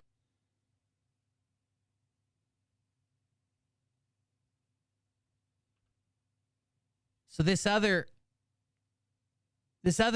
deputy, she doesn't want to give the person her last name. And this other deputy yells out her last name. What's your last name? What's your last name? He's saying, I don't have to give you that. Let's start with that guy. He's saying, what's up, bitch? What's your fucking last name? And this cop's like, I know you. You're Eva Johnson. Let's not start with that, guys. What's your last name? Not gonna go there. She knows. I didn't want to say it because, I didn't know, but yeah. What's your last name? Not gonna go there. She knows. I didn't want to say it because, She's Eva Johnson, or whatever her last name is. I didn't know, but yeah. What the fuck? And she's like proud as fuck about it too. Yeah, I knew that bitch. We're not gonna do morphine. Give me some morphine. Give me some morphine. Give me some morphine. There we go. Thank you, sir. I wonder if he knows. I wonder if he wants morphine. Give me some morphine. That was so weird.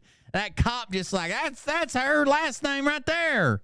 Jason, do you have any known medical issues? And she's like, yep, that's her. I was genuinely worried he was gonna hurt himself. The suspect gave in for the rest of the trip, from the hospital to the jailhouse, likely with the help of his sedation. For this incident, the suspect was charged with 1 count of battery on a law enforcement officer, 2 counts of attempted battery of a law enforcement officer, and 1 count of resisting an officer. For his sentencing, 1 count of attempted battery and resisting was dismissed, but read in, meaning he would not face a punishment, but those crimes would remain on his record. For battery of a law enforcement officer and 1 count of attempted battery, he was sentenced to 60 days of jail and 30 months of probation each. His sentence runs concurrently, meaning he will serve all sentences at the same time. However, based off clues played out by court documents, on April 13th, 2022, with just 1 day left of his 60-day jail sentence, he was charged for another incident for battery as a prisoner. Court documents suggest this crime was against an officer at the jail. For that incident, on August 28th, 2023, his previous 30-month sentence of probation was revoked, and he would instead spend 1 year in county jail with 164 days of credit. If he follows the rules, he should be out of jail at this point, at least by the middle of March of 2024. The bank won't even do anything about these bills. Any currency that's damaged, you bring it into the bank, we'll replace it for you. Yeah, you've been putting this. You have a knife. You could try and attach these back together. You know if you had any That is ghetto and dingy. I'm not doing that. Do you want me to just cut right here? Yes, please. Thank you. Yeah, you're welcome. They made her a purse out of it. There you go. All right, guys, that's it. If you're watching on YouTube, you're out. I'm playing a different outro song. It's copywritten, but that's it for the show. Just playing the outro. See you. Thank you for joining us on YouTube. We'll see you in the next one. Everybody else, I guess you can stay for the outro song if you want to. We'll see you guys in the next one.